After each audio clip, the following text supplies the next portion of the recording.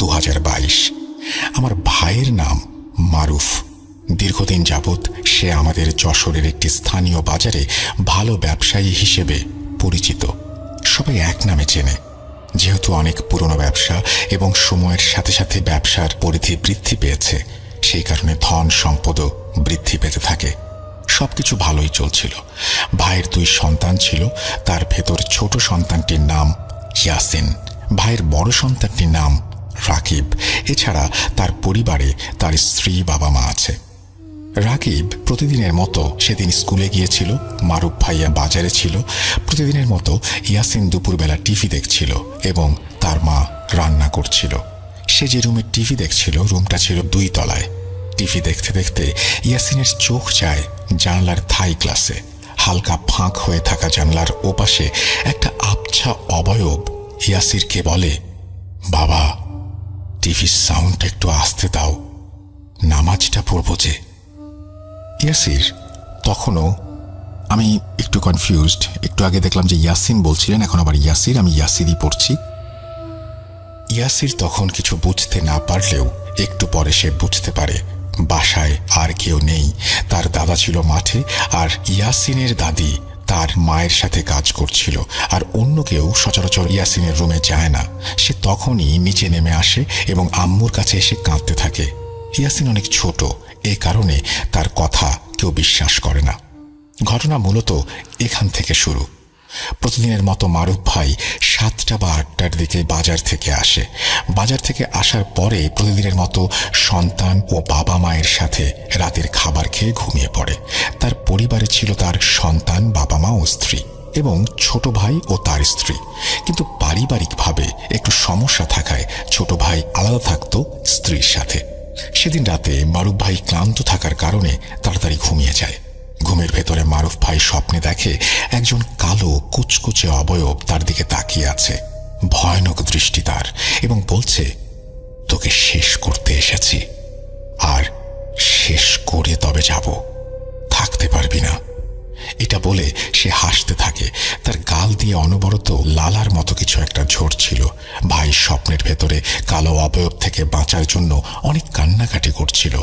কিন্তু হঠাৎ তার ঘুম ভেঙে যায় ফজরের আজান শুনে। স্বপ্ন দেখার বিষয়টা দুঃস্বপ্ন ভেবে সে খুব স্বাভাবিকভাবেই নেয় এবং ভুলে যায়। কিছুদিন পর সে সকালবেলা খাবার খেয়ে প্রতিদিনের মতো দোকানে যাওয়ার জন্য রেডি হচ্ছিল। রীতিমতো দোকানের ভেতরে ঢোকার পর সে দোকানে আর বসতে পারছে না। সমস্যা এখান থেকে শুরু। দোকানে বসলেই তার খুব খারাপ লাগছে, খুব কষ্ট হচ্ছে, শরীর অবশ হয়ে যাচ্ছে। দোকানের ভেতরে বসার পরেই তার শরীরে জ্বালা যন্ত্রণা শুরু হয়ে যায়। সে তাড়াতাড়ি দোকান বন্ধ করে বাসায় চলে আসে। হঠাৎ বাসায় চলে আসায় তার স্ত্রী তাকে দেখে একটু অবাক হয় এবং প্রশ্ন করে, তোমার কি শরীর খারাপ? আজ কেমন যেন দেখাচ্ছে তোমাকে। মারুফ ভাই উত্তর দেয়, না তেমন কিছু না, আজ শরীরটা ভালো লাগছে না, তাই চলে আসলাম দোকান থেকে। বলে রাখা ভালো, মারুফ ভাই একজন অত্যন্ত পরিশ্রমী মানুষ। সে কোনো সময় দোকান বন্ধ রাখে না, নিয়মিত দোকান খোলা রাখে এবং বেচাকেনাও সে কারণে খুব ভালো হয়। এভাবে একদিন পার হয়ে যায়। মারুফ ভাই আবার দোকানে যায়, একই সমস্যা। দোকানের বাইরে বের হলে আবার সে একটু ভালো অনুভব করে এবং মনে হয় শরীর থেকে অনেক চাপ কমে গেল। শরীরের অবস্থা দিন দিন অবনতির দিকে যেতে থাকে। 7-8 দিন পর ভাইয়ের শরীরের অবনতি দেখে পরিবারের লোকজন তাকে ডাক্তারের কাছে নিয়ে যায়। ডাক্তার সব রকম পরীক্ষা করে, কয়েকদিন রেস্ট করার পরামর্শ দেয় এবং বলে তেমন কোনো সমস্যা নেই, তিনি সুস্থ আছেন। হয়তো মানসিকভাবে চিন্তিত, সেই কারণেই এই সমস্ত সমস্যা হচ্ছে, অথবা বেশি পরিশ্রম করেছেন, যার কারণে এমন হচ্ছে। কিছুদিন রেস্ট নিলে সব ঠিক হয়ে যাবে। কিন্তু রেস্ট নেয়ার পরও কোনো উন্নতি হচ্ছিল না। তার চেহারা ফ্যাকাশে হয়ে যাচ্ছিল। মনে হচ্ছিল তার শরীর থেকে দিন দিন রক্তগুলো শুকিয়ে যাচ্ছে, চোখগুলো একদম ভেতরে গর্তের ভেতরে ঢুকে যাচ্ছিল। তার অবস্থা আরও খারাপ হতে থাকে। এমন শরীরের অবস্থা খারাপ হওয়ার কারণে তিনি কারো সাথে ঠিকমতো কথা বলতে পারতেন না। তিনি তার বাড়িতে একা একা বসে থাকতেন, আকাশের দিকে তাকিয়ে থাকতেন। তার নিজের দোকানে বসলেই যেন তার অনেক বিরক্তি লাগতো। কোনো ওষুধই তেমন ভালো ফল দিচ্ছিল না। সমস্যাটা এমন, সে দোকানে বসলেই তার শরীরের জ্বালা যন্ত্রণা আরও বেড়ে যায়। দোকান থেকে এসে চুপচাপ একা নিরিবিলি বসে থাকে, কারোর সাথে কথা বলে না, নিশ্চুপ হয়ে থাকে। তার মা বাবা ছেলেরা অবস্থা দেখে চিন্তিত হয়ে পড়ে। এমনভাবে চলতে থাকার কারণে তার ব্যবসার ক্ষতি হতে থাকে অনেক। কেমন যেন সুস্থ স্বাভাবিক একজন মানুষ কিছুদিনের মধ্যে অসুস্থ হয়ে গেল, চেহারা বিবর্ণ হয়ে যেতে থাকে। হঠাৎ একদিন মারুফ ভাই মসজিদে আসরের নামাজ পড়তে গেলে মসজিদের ইমাম মারুফ ভাইকে নামাজ শেষে একটু অপেক্ষা করতে বলেন। নামাজ শেষে মারুফ ভাই বাইরে অপেক্ষা করছিলেন। ইমাম সাহেব নামাজ শেষ করে মারুফ ভাইয়ের কাছে আসে এবং তার দিকে তাকিয়ে থেকে কিছুক্ষণ পরে প্রশ্ন করে, মারুফ, তোমার শরীরের অবস্থা কেন এরকম? দিন দিন খারাপ হয়ে যাচ্ছে। কোনো সমস্যা হয়েছে নাকি বাবা? মারুফ ভাই কিছু সময় চুপ থেকে তার সমস্যার কথাটি বলে এবং সেই রাতে যে স্বপ্নটি দেখেছিল সেই স্বপ্নের কথা ইমাম সাহেবের সাথে শেয়ার করে। ইমাম সাহেব একটু বুঝতে পারেন তার সমস্যাটি কি হয়েছে। ইমাম সাহেব বলেন, তোমার অবস্থা দেখি বেশি ভালো না। আমার যা মনে হচ্ছে কোনো খারাপ কিছুর আসর পড়েছে তোমার ওপরে। যতদূর সম্ভব, যত তাড়াতাড়ি সম্ভব একটা কিছু করো। কোনো ভালো আলেমের কাছে যাও, চিকিৎসা নাও, আল্লাহর রহমতে ঠিক হয়ে যাবে। কিন্তু বেশি দেরি করো না, সময় নষ্ট করো না বাবা।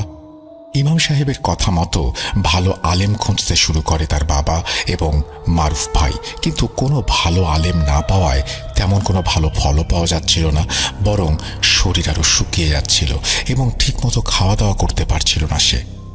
এভাবে চলতে থাকে এবং 21 দিন পার হয়ে যায়। হঠাৎ আল্লাহ রহম করেন, এক আলেমের সন্ধান পাওয়া যায়। হুজুরের সাথে যোগাযোগ করার পর হুজুর সরাসরি মারুফ ভাইয়ের বাসায় আসবেন বলে তাকে জানান। পরদিন বৃহস্পতিবার হুজুর বিকেলের দিকে তাদের বাসায় আসেন। বাসায় ঢুকেই হুজুর বুঝতে পারেন গরম একটা বাতাস সেই বাড়িতে আছে। তিনি সেটা অনুভব করতে পারেন। হুজুরের সাথে দেখা হলে মারুফ ভাই তার স্বপ্ন ও তার ছোট ছেলের সাথে ঘটে যাওয়া ঘটনার কথা বলেন। তিনি তাদের 2 তলায় রুমের আশেপাশে ঘুরে দেখলেন এবং মারুফ ভাই যে বাসায় থাকেন, যে রুমে ঘুমান, ওই রুমে হেঁটে হেঁটে অনেক পরীক্ষা নিরীক্ষা করলেন। তারপর তিনি বললেন, এখানে খারাপ কিছুর অস্তিত্ব আছে। আজ রাতে এশার নামাজের পরে দেখি কি করা যায়। হুজুর মারুফ ভাইকে কিছু জিনিসপত্র জোগাড় করতে বললেন, যেমন মোমবাতি, কিছু সুগন্ধি আতর, ধূপ, বেলি ফুলের আগরবাতি ইত্যাদি। এশার নামাজের পরে প্রয়োজনীয় জিনিসপত্র নিয়ে হুজুর একটি রিচুয়াল করেন। হুজুর তার সাথে থাকা জিনের মাধ্যমে জানতে পারেন মারুফ ভাইয়ের ওপরে ব্ল্যাক ম্যাজিক করা হয়েছে, যাতে সে ব্যবসা করতে না পারে, দোকানে বসতে না পারে। হুজুরের এই কথা তার পরিবারকে জানালে সবাই আঁতকে ওঠে। মারুফ ভাইয়ের সাথে কারো এমন শত্রুতা থাকার কথা নয়। হুজুর আরও বলেন, মারুফ ভাই যে স্বপ্নটা দেখছে সেই স্বপ্নেই একজন জিন আসে যে মারুফ ভাইকে ভয় দেখায়। অন্যদিকে তার ছোট ছেলে ইয়াসিন, যারা দেখেছে অনেক ভালো জিন এবং তারা অনেক আগে থেকেই এই বাড়িতে বাস করে। এই ব্ল্যাক ম্যাজিক তার পরিবারেরই একজন হিন্দু পণ্ডিতের মাধ্যমে করেছে। এই কথা শোনার পর পরিবারের সবাই বিশ্বাস করতে চায় না। হুজুর বলেন, সাধারণত এই ব্ল্যাক ম্যাজিকটা যেভাবে করা হয়, 1 থেকে 25 দিনের ভেতর এর আসর না কাটানো যদি যায়, তাহলে কেউ একজন, অর্থাৎ যার উপরে ব্ল্যাক ম্যাজিক করা হয়েছে, সে অসুস্থ হয়ে এক পর্যায়ে প্যারালাইসিস হয়ে যায় তার, অথবা সে পাগল হয়ে যায়। হুজুর আরও বলেন, আমি চাইলে এখনই এই ব্ল্যাক ম্যাজিকটা নষ্ট করে দিতে পারি, কিন্তু আপনাদের পরিবারের অনেক নিকট কেউ এই কাজটি করেছে। সে যদি এসব ক্ষমা না চায় এবং আল্লাহর কাছে মাফ না চায়, তাহলে এই ব্ল্যাক ম্যাজিক যার মাধ্যমে তথা আপনার পরিবারের যে ব্যক্তি এই কাজটি করেছে, শক্তিশালী জিন উল্টে তার ক্ষতি করে ফেলবে। কারণ শক্তিশালী এই জিনটিকে যে উদ্দেশ্যে পাঠানো হয়েছে, সেই উদ্দেশ্য পূরণ না হলে পরিবারের ওই ব্যক্তিকে সে ছাড়বে না। তখন ওই ব্যক্তি কোনোভাবেই জিনের শক্তি থেকে নিজেকে বাঁচাতে পারবে না। যেহেতু তখন 21 দিন চলছিল, হুজুর সেই ব্ল্যাক ম্যাজিক তখনই নষ্ট করেন এবং হুজুর তার জিনকে নির্দেশ দিলে সে ব্ল্যাক ম্যাজিকে ব্যবহৃত জিনিসগুলো হুজুরকে এনে দেয়। বাইরে তখন যেন দমকা বাতাস, ঝড় উঠেছে। তারপর হুজুরের হাতে ব্ল্যাক ম্যাজিকের জিনিসটি দেখা যায়। সেটা দেখতে একটু অন্যরকম ছিল। সাধারণত একটা মানুষের হাতের আঙুলের মতো একটি হাড় ছিল। হুজুর বলেন, এটি একটি বিড়ালের হাড়। বিড়ালটিকে জবাই করা হয়েছে। বিড়ালের হাড়ের ওপরের অংশে জড়ানো ছিল কালো এক ধরনের সুতো, যা দেখতে তাগির মতো। তাগি বলতে সাধারণত তাবিজ ঝুলানোর কাজে ব্যবহৃত হয় যে সুতোটি, সেটিকে বোঝানো হয়। সুতোর গায়ে সাদা কাগজে মোড়ানো ছোট্ট ছোট্ট হাতে লেখা আরবি শব্দ এবং সেগুলোকে ঘিরে একটা সাদা রক্তমাখা কাপড়। এগুলো দিয়ে কাপড়টা বাঁধা ছিল এবং ওই হাড়ের নিচে আর একটা কাপড়ের পোটলা জাতীয় কিছু একটা ছিল। কাপড়ের সেই পোটলা খোলা হলে কাপড়ের ভেতরে কিছু চুল ও মারুফ ভাইয়ের ব্যবহৃত জামার অংশ ছিল এবং সাথে কয়েকটি তাবিজও ছিল। হাড়ের প্রথম অংশ অর্থাৎ ওপরের অংশটা বাজারের দোকানের ভেতরে ছিল এবং আরেকটা অংশ ছিল মারুফ ভাইয়ের ঘরে বালিশের ভেতর। সবকিছু শেষ করে হুজুর মারুফ ভাইকে একটি তাবিজ দেন এবং বলেন 25 দিনের ভেতর বাইরে কোনো জিনিস কেউ খেতে দিলে খাওয়া যাবে না, আর পানি পড়ে দেন, ওই পানি 25 দিন নিয়মিত খেতে হবে। নিয়মিত নামাজ পড়তে বলেন। ইনশাল্লাহ কিছুদিনের মধ্যে মারুফ ভাই সুস্থ হয়ে যাবেন। ঘটনা এখানেই শেষ নয়। আসলে ব্ল্যাক ম্যাজিকটা যে করেছে সে আর কেউ নয়, তার ছোট ভাইয়ের স্ত্রী। ছোট ভাইয়ের স্ত্রী হিংসা করে মারুফ ভাইয়ের উন্নতি সহ্য করতে না পেরেই এই ব্ল্যাক ম্যাজিকের আশ্রয় নেয়। তিনি মূলত তার স্বামীকে ওই দোকানে বসাতে চাইছিলেন, কিন্তু পরে যখন জানতে পারেন সেই জিন তারই ক্ষতি করবে, তখন অর্থাৎ 23তম দিনে রাত্রিবেলা সে মারুফ ভাইয়ের কাছে এসে নিজের ভুল স্বীকার করে এবং ওই রাতে হুজুরের সাথে যোগাযোগ করলে হুজুর বলে 24তম দিনে সকালবেলায় যত তাড়াতাড়ি সম্ভব আপনারা চলে আসবেন এখানে। সকালবেলায় মারুফ ভাই এবং তার বাবা মা ও তার ছোট ভাইয়ের স্ত্রী সবাই হুজুরের বাড়িতে যান এবং হুজুরের কাছে সেই ছোট ভাইয়ের স্ত্রী ক্ষমা চান এবং তিনি অঙ্গীকারাবদ্ধ হন যে আর কখনো এই কাজ করবেন না। এরপর হুজুর তার ছোট ভাইয়ের স্ত্রীকে একটি তাবিজ দেন এবং বলেন 25 দিন না হওয়া পর্যন্ত এই তাবিজ কখনোই খোলা যাবে না, আর যা কিছু হয়ে যাক গভীর রাতে কেউ ডাকলে সাড়া দেয়া যাবে না এবং নিয়মিত নামাজ আদায় করতে হবে। নিশ্চয় আল্লাহ সকল বিপদ থেকে আপনাদেরকে রক্ষা করবেন। তারপর তাবিজ নেওয়ার পর তারা বাসায় চলে আসেন। এদিকে আল্লাহর রহমতে মারুফ ভাই আস্তে আস্তে সুস্থ হয়ে উঠে স্বাভাবিক জীবনযাপন করতে শুরু করেন। তার শারীরিক অবস্থার উন্নতি হতে থাকে, কিন্তু তার ছোট ভাইয়ের স্ত্রীর ওপর প্রতিনিয়ত সমস্যা বাড়তে থাকে। তিনি ঘরে ঢুকলেই একা থাকতে পারতেন না। তার মনে হতো কে যেন তাকে চেপে ধরেছে ঘরের মধ্যে। মাঝরাতে তার টিনের ওপর ইট পাথর পড়ত, কিন্তু সকালবেলায় ইট পাথর কিছু খুঁজে পাওয়া যেত না। এমনকি রাতে তিনি টয়লেটে যাওয়ার জন্য বের হলে হঠাৎ যদি তার চোখ দুই তারা ছাদের উপরে পড়ত, তখন সে দেখতে পেত দুইটা চোখ আগুনের মতো জ্বলছে, কালো একটা অবয়ব সেখানে বসে আছে এবং সে যেন তার দিকেই এক দৃষ্টিতে তাকিয়ে আছে। আল্লাহর অশেষ রহমতে এভাবে আস্তে আস্তে 25 দিন পার হয়ে যায় এবং সমস্যাগুলো আস্তে আস্তে হারিয়ে যায়। সর্বোপরি সবাই ভালো আছেন এখন। আসলে ব্ল্যাক ম্যাজিক ভালো কিছু বয়ে আনে না, আর এর জন্য দুনিয়াতেও যেমন শাস্তি পেতে হয়, মৃত্যুর পরেও রয়েছে কঠিন শাস্তির বিধান। বেশি যিনি সম্পর্কে আমার দাদা হন তার সঙ্গে মূলত ঘটনাটি ঘটে। দাদারা ছিলেন গেরস্থ, ঘরে 12 মাস ধান থাকতো, তাই প্রায় ধান ভাঙতে তাকে কলঘর বা ধান ভানার মিলে যেতে হতো, যেটি ছিল স্থানীয় গোয়ালন্দ মোড় নামক জায়গায়। তো একদিন বিকেলে দাদা ধান ভাঙানোর জন্য কিছু ধান মিল ঘরে নিয়ে যান। ধান ভাঙানো শেষ হতে হতে মাগরিবের আজান হয়ে যায়, চারিদিকে অন্ধকার নেমে আসে। বলে রাখি, গোয়ালন্দ মোড় থেকে আমাদের বাড়ির এখানে পায়ে হেঁটে আসতে 15 থেকে 20 মিনিটের মতো সময় লাগে। সন্ধ্যা হয়ে যাওয়াতে ওই সময় কোনো ভ্যান বা রিক্সা আসতে রাজি না হওয়ায় দাদা বাধ্য হয়ে ধানের বস্তা মাথায় নিয়েই বাড়ির উদ্দেশ্যে রওনা দেন। মিনিট 5 মেইন রোড ধরে হাঁটার পর আমাদের গ্রামের দিকে নেমে আসার জন্য একটা মাটির রাস্তা। দাদা ওই মাটির রাস্তা ধরে নেমে আসেন। রাস্তাটার একটু বিবরণ দেই। রাস্তাটা মেইন রোড থেকে নেমে আড়াআড়িভাবে গ্রামের ভেতর দিয়ে গিয়ে রেল লাইন ক্রস করে পূর্ব দিকের সর্দার পাড়া নামক একটি জায়গায় গিয়ে আরেকটি পাকা রাস্তার সাথে মিশেছে। রাস্তাটার যেখানে শুরু সেখানে আশেপাশে বাড়িঘর তেমন কিছু নেই, আছে তবে কিছুটা দূরে। ফলে রাস্তার ওই জায়গাটা আগে থেকেই বেশ হন্টেড। অনেকে রাতের বেলায় সেখানে অনেক কিছু দেখেন। রাস্তার দুই পাশে দুটি বড় বড় তাল গাছ। যাই হোক, তখন দাদার কাছে কোনো লাইট ছিল না, কিন্তু আকাশে চাঁদের আলো থাকায় চারপাশ পরিষ্কার দেখা যাচ্ছিল। তো দাদা যখন হেঁটে ওই তাল গাছ দুটির কাছে চলে আসেন, তখন দাদার কানে কিছু খসখস আওয়াজ ভেসে আসে এবং দাদা থমকে দাঁড়ান। শুকনো তালের পাতা ঝোড়ো বাতাসে একটার সাথে আর একটা ঘষা লেগে যেমন আওয়াজ হয়, শব্দটা ঠিক তেমন। যদিও তখন সেখানে কোনো বাতাসই ছিল না। দাদার বুঝতে বাকি রইল না যে আওয়াজটা কোথা থেকে আসছে। দাদা তাল গাছের দিকে তাকান এবং লক্ষ্য করেন গাছের মাথায় শুকনো পাতার মধ্যে কিছু একটা নড়াচড়া করছে। দাদা বিষয়টা আমলে না নিয়ে ভাবেন হয়তো কোনো নিশাচর প্রাণী হবে। এই ভেবে দাদা ফের হাঁটা লাগান এবং যখনই তিনি তাল গাছ দুটি ক্রস করতে যাবেন ঠিক সেই সময় তিনি দেখতে পান যা দেখার জন্য তিনি মোটেও প্রস্তুত ছিলেন না। তিনি দেখেন যে দুই তাল গাছ থেকে দুইটা মানুষের মাথার আকৃতির দুইটা জিনিস একদম রাস্তার মাঝখানে এসে পড়ল এবং পড়ার পরেই সেগুলো গড়াগড়ি খেতে থাকলো। চাঁদের আলোয় দাদা স্পষ্ট দেখতে পেলেন ওই দুইটা আসলে মানুষের দুইটা কাটা মাথা এবং মাথা দুইটা তার দিকে তাকিয়ে অনবরত হেসে চলেছে। দাদা বুঝতে পারছিলেন না কি হচ্ছে তার সাথে। তিনি থমকে যান, এক দৃষ্টিতে তাকিয়ে থাকেন মাথা দুইটার দিকে, যেন সেগুলো দাদাকে বশ করে ফেলেছে। কিছুক্ষণ এমন চলার পর কিছুটা শূন্যে ভাসমান অবস্থায় মাথা দুইটা গড়াগড়ি করতে করতে পাশের মাঠের ভেতরে চলে যায়। দাদা অবাক হয়ে জিনিসগুলোর দিকে তাকিয়ে থাকেন যতক্ষণ পর্যন্ত সেগুলো দেখা যাচ্ছিল। দাদা কিছুটা ভড়কে যান।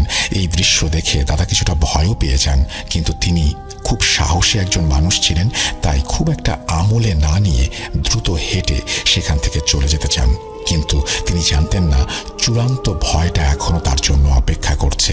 একটু এগিয়ে যেতেই দাদা দেখতে পান রাস্তার ওপর সাদা কিছু একটা পড়ে আছে। জি হ্যাঁ, এটি ছিল কফিনে মোড়ানো একটা লাশ, যেটা রাস্তার ওপর আড়াআড়ি ভাবে টান টান করে শোয়ানো ছিল। পুরোটা রাস্তা জুড়ে শুয়ে আছে লাশটি। পাশ কাটিয়ে যাওয়ার কোনো উপায় নেই। এই দৃশ্য দেখে দাদা আরো ভয় পেয়ে যান। প্রচন্ড ভয়ে তিনি চোখ বন্ধ করে দোয়া দুরুদ পড়তে থাকেন। ধানের বস্তাটা তখনও তার মাথায়। এমন কতক্ষণ তিনি চোখ বুজে সেখানে দাঁড়িয়েছিলেন বলতে পারবেন না, কিন্তু এক সময় চোখ খুলে দাদা দেখেন সেখানে কিছুই নেই। পুরো রাস্তা ফাঁকা শুনশান, যেন একটু আগে সেখানে কিছুই ঘটেনি। দাদা আশেপাশে তাকিয়ে কোনো কিছুই আর দেখতে না পেয়ে দ্রুত হাঁটা দিয়ে বাড়িতে চলে আসেন এবং পুরো রাস্তাটাই তিনি দোয়া কালাম পড়তে থাকেন। পরবর্তীতে অনেক দিন পর একদিন আমরা সবাই রাতে বসে ভুতুড়ে গল্প শুনছিলাম। তখন এক পর্যায়ে দাদা আমাদেরকে তার জীবনে ঘটে যাওয়া লোমহর্ষক ঘটনাটা আমরা অনেকেই জানি করোনার সময় অনেকজনের যে ঘুমানোর যে সময় আছে সেটা অনেকেরই একদম নষ্ট হয়ে গেছিল। তো আমারও ওরকমই হয়, কখনো একটা, কখনো দুইটা, কখনো তিনটা, কখনো কোনো কোনো দিন ঘুমই হতো না, এমন একটা অবস্থা হয়ে গেছিল আর কি। তো এমনই কিছু দিন কোনো একদিন আমি নোটিস করি, তার আগে বলে রাখি, আমাদের যে বাসা আছে তার সামনে একটি বাসা, আর তার মধ্যে একটু ফাঁকা জায়গা, মানে অনেক ছোট চাপা গুলির মতো থাকে। সেখানে মানুষ চলাচল করা যাবে, মনে একজন মানুষ চলাচল করা যাবে এমন এত একটু চাপা রাস্তা নয়, তবে একটি মানে ফাঁকা জায়গা। আর ওইদিকেই আমার আর কি জানালাটা। সো একদিন রাত 2টো না 3টা বাজবে। সো এমন সময় আমি ইয়ারফোনে গান শুনতেছি, অ্যান্ড আমি নোটিস করলাম খচমচ খচমচ শব্দ করতেছে। তো খচমচ শব্দ করছে, আমি প্রথম খেয়াল করিনি, অতটা নোটিস মানে অতটা ইম্পর্টেন্স দেয়নি। তারপরে দেখলাম মানে খচমচ শব্দটা আবার হচ্ছে, আবার একদম চুপ, আবার খচমচ শব্দ হইতেছে। তো আমি ইয়ারফোন খুলে শুনলাম, মানে শোনার চেষ্টা করলাম কিসের শব্দ হচ্ছে। তো ইয়ারফোনটা খুলে আমি মানে বুঝলাম যে কিছু একটা মানে ওই ফাঁকা জায়গাতে কিন্তু অনেক মরা শুকনা পাতা পড়ে থাকে। সো ওইখানে কেউ হাঁটলে যেমন শব্দ হয় তেমন একটা শব্দ পাচ্ছি না। তো রাসেল ভাই এটা কিন্তু আনকমন না, মানে ওই দিক দিয়ে সচরাচরই আপনার বিড়াল, তারপরে ফাঁকা জায়গাতে ঢুকার জায়গা আছে। তো আমাদের পাশের বাড়ির ছাগল, তারপরে কখনো কখনো কিছু হিন্দু মহিলা আসতেন, তারা এসে এই মানে পাতাগুলো নিয়ে যেত। সো রাতের টাইমে তোর মহিলা আসবে না, রাতের টাইমে আর কি মানে বিড়াল এরকম যাওয়া আসা করতো, এটা আমরা জানতাম। বিড়াল আমাদের ছাদের উপর দিয়েও যায় ধাম ধাম শব্দ করে। সো এটা আনকমন ব্যাপার ছিল না, আনকমন মানে সো অতটা ইম্পর্টেন্ট না দিয়ে আমি আবার গান শুনতেছি। তাই দেখতেছি তো মানে এতক্ষণ ইম্পর্টেন্স দেয়নি, তাই নোটিস করলাম না। এবার মনে হইতেছে যে পুরা গলিটা আছে, এই পুরো গলিটা যাইতে যতক্ষণ সময় লাগবে ততক্ষণ পর্যন্ত শব্দটা হইতেছে, তারপর আবার থামতেছে, আবার যাইতেছে, আবার মানে গলির এক এন্ড থেকে অন্য এন্ড যাইতেছে, থামতেছে, আবার অন্য এন্ডে যাইতেছে, থামতেছে, আবার এরকম করে আর কি শব্দটা হইতেছে। তো আমি ভাবলাম কিরে, বিড়াল যদি হয় সে তো একবার চলে গেই, আর তো সাউন্ড করার কোনো কথা না। তো যেহেতু ইউজ টু হয়ে গেছিলাম, তো অন্য কিছু ভাবিনি। তো আমি জানলাটা খুলে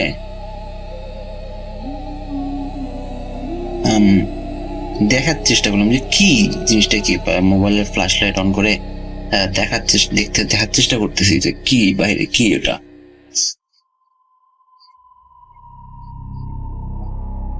তো দেখলাম দেখার চেষ্টা করতেছি কিন্তু কিছু দেখতে পাচ্ছি না। তো আমি বললাম আচ্ছা হোক, থাক, কি হয় হোক, ওটা তো আর দেখা যাচ্ছে না, এখন আমি কি আর করতে পারি।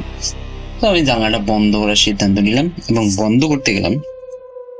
সো আমাদের জানলাটার কথা বলি, আসলে ভাই এটা কিন্তু থাই গ্লাস না, ওই একদম কপাট আর কি, কপাট সিস্টেম আর কি, লোহার কপাট। তো ধরে টেনে আবার এনে বন্ধ করতে হয়। সো আমি যখনই ধরতে গেলাম, মানে গেটের মতো আর কি, জানলাটা দুইটা কপাট আর কি জানি বলবো মানে কিছু মনে আসতেছে না। তো ওই দুইটা ধরছি, ধরে টেনে আনতে যাব, তখনই আমার হাতের উপর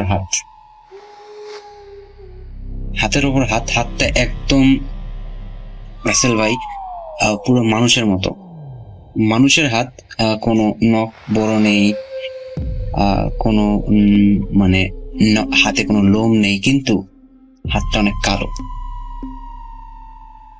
কালো বলতে কি মনে হয় হাতে ছাই মেখে আছে, মাখা এরকম একটা হাত।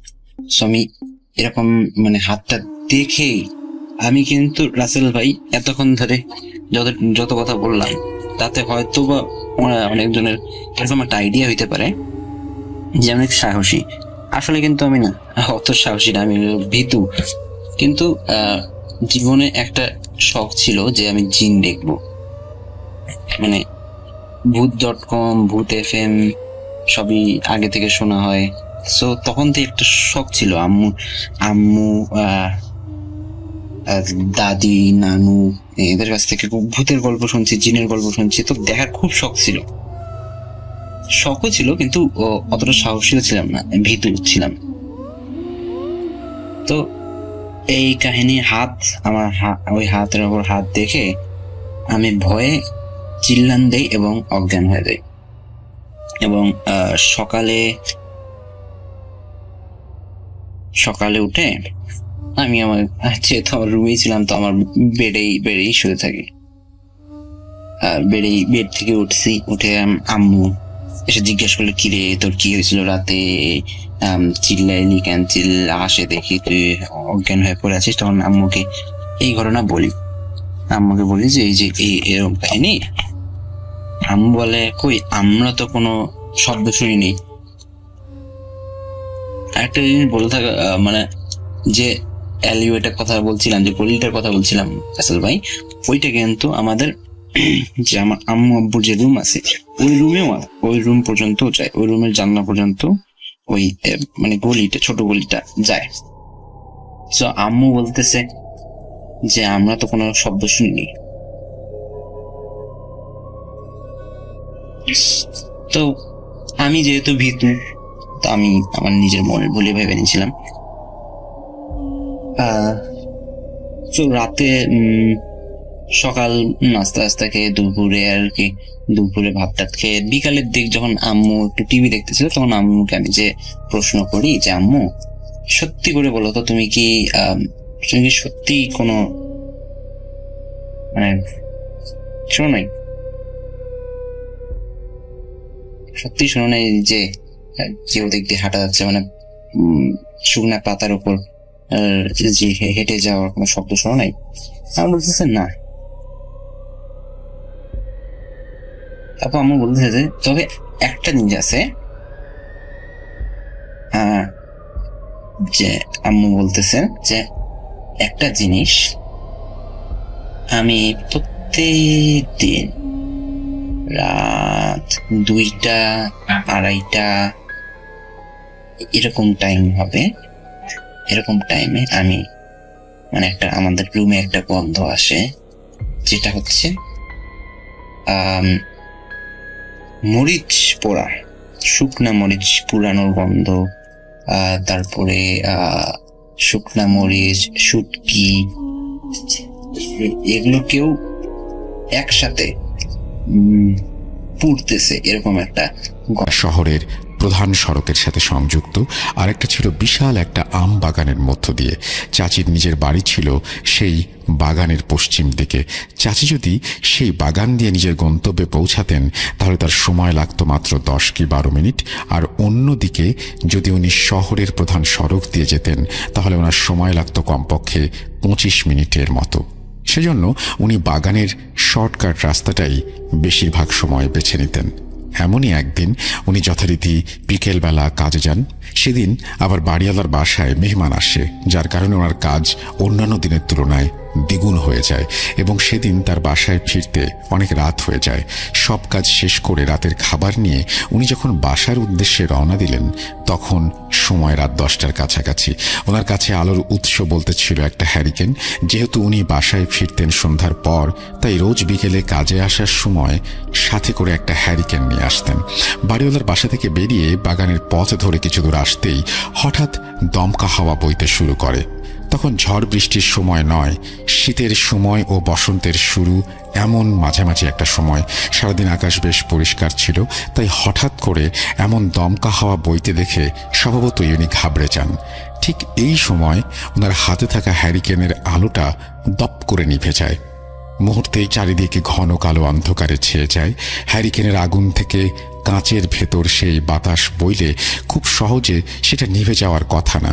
তিনি হ্যারিকেনটা ধরে ঝাঁকিয়ে নিশ্চিত হলেন তাতে তেল আছে, তারপরও সেটা নিভে গেল কেন উনি বুঝতে পারছিলেন না। ওনার এক হাতে ধরা খাবারের পাত্র, অন্য হাতে হ্যারিকেনটা। যেহেতু বাড়িওয়ালার বাসা থেকেই সেটা জ্বালিয়ে নিয়ে রওনা দিয়েছিলেন, তাই সঙ্গে কোনো দেশলাই ছিল না যে আবার আগুন জ্বালাবেন। এদিকে হাওয়ার গতি ক্রমশ বাড়ছে, আবার বাড়িওয়ালার বাসায় ফিরে যাবেন কিনা সেই চিন্তাও তিনি করছেন। তারপর ভাবলেন আর কিছু দূর হাঁটলেই বাগান পেরিয়ে এলাকার ছোট রাস্তায় পৌঁছাতে পারবেন তিনি। তাই আর উল্টো পথে না ফিরে গিয়ে তিনি অন্ধকারেই হাঁটতে শুরু করলেন। ধীরে ধীরে বাতাসের গতি বাড়ছে তো বাড়ছেই, তার সাথে এবার যুক্ত হয়েছে মেঘের গর্জন আর বিদ্যুতের ঝিলিক। চাচি যথাসম্ভব দ্রুত হাঁটতে লাগলেন। কিছু দূর আসার পর মনে হলো উনি ভুল পথে চলে এসেছেন। এমনটা মনে হবার কারণ, যতক্ষণ ধরে উনি হাঁটছেন তাতে ওনার এখন রাস্তায় থাকার কথা নয়, অথচ এখনো তিনি বাগানটাই বেরোতে পারেননি। ঠিক কোথায় এসে পড়েছেন সেটা ঠাহর করতে না পেরে এক জায়গায় কিছুক্ষণ চুপচাপ দাঁড়িয়ে রইলেন।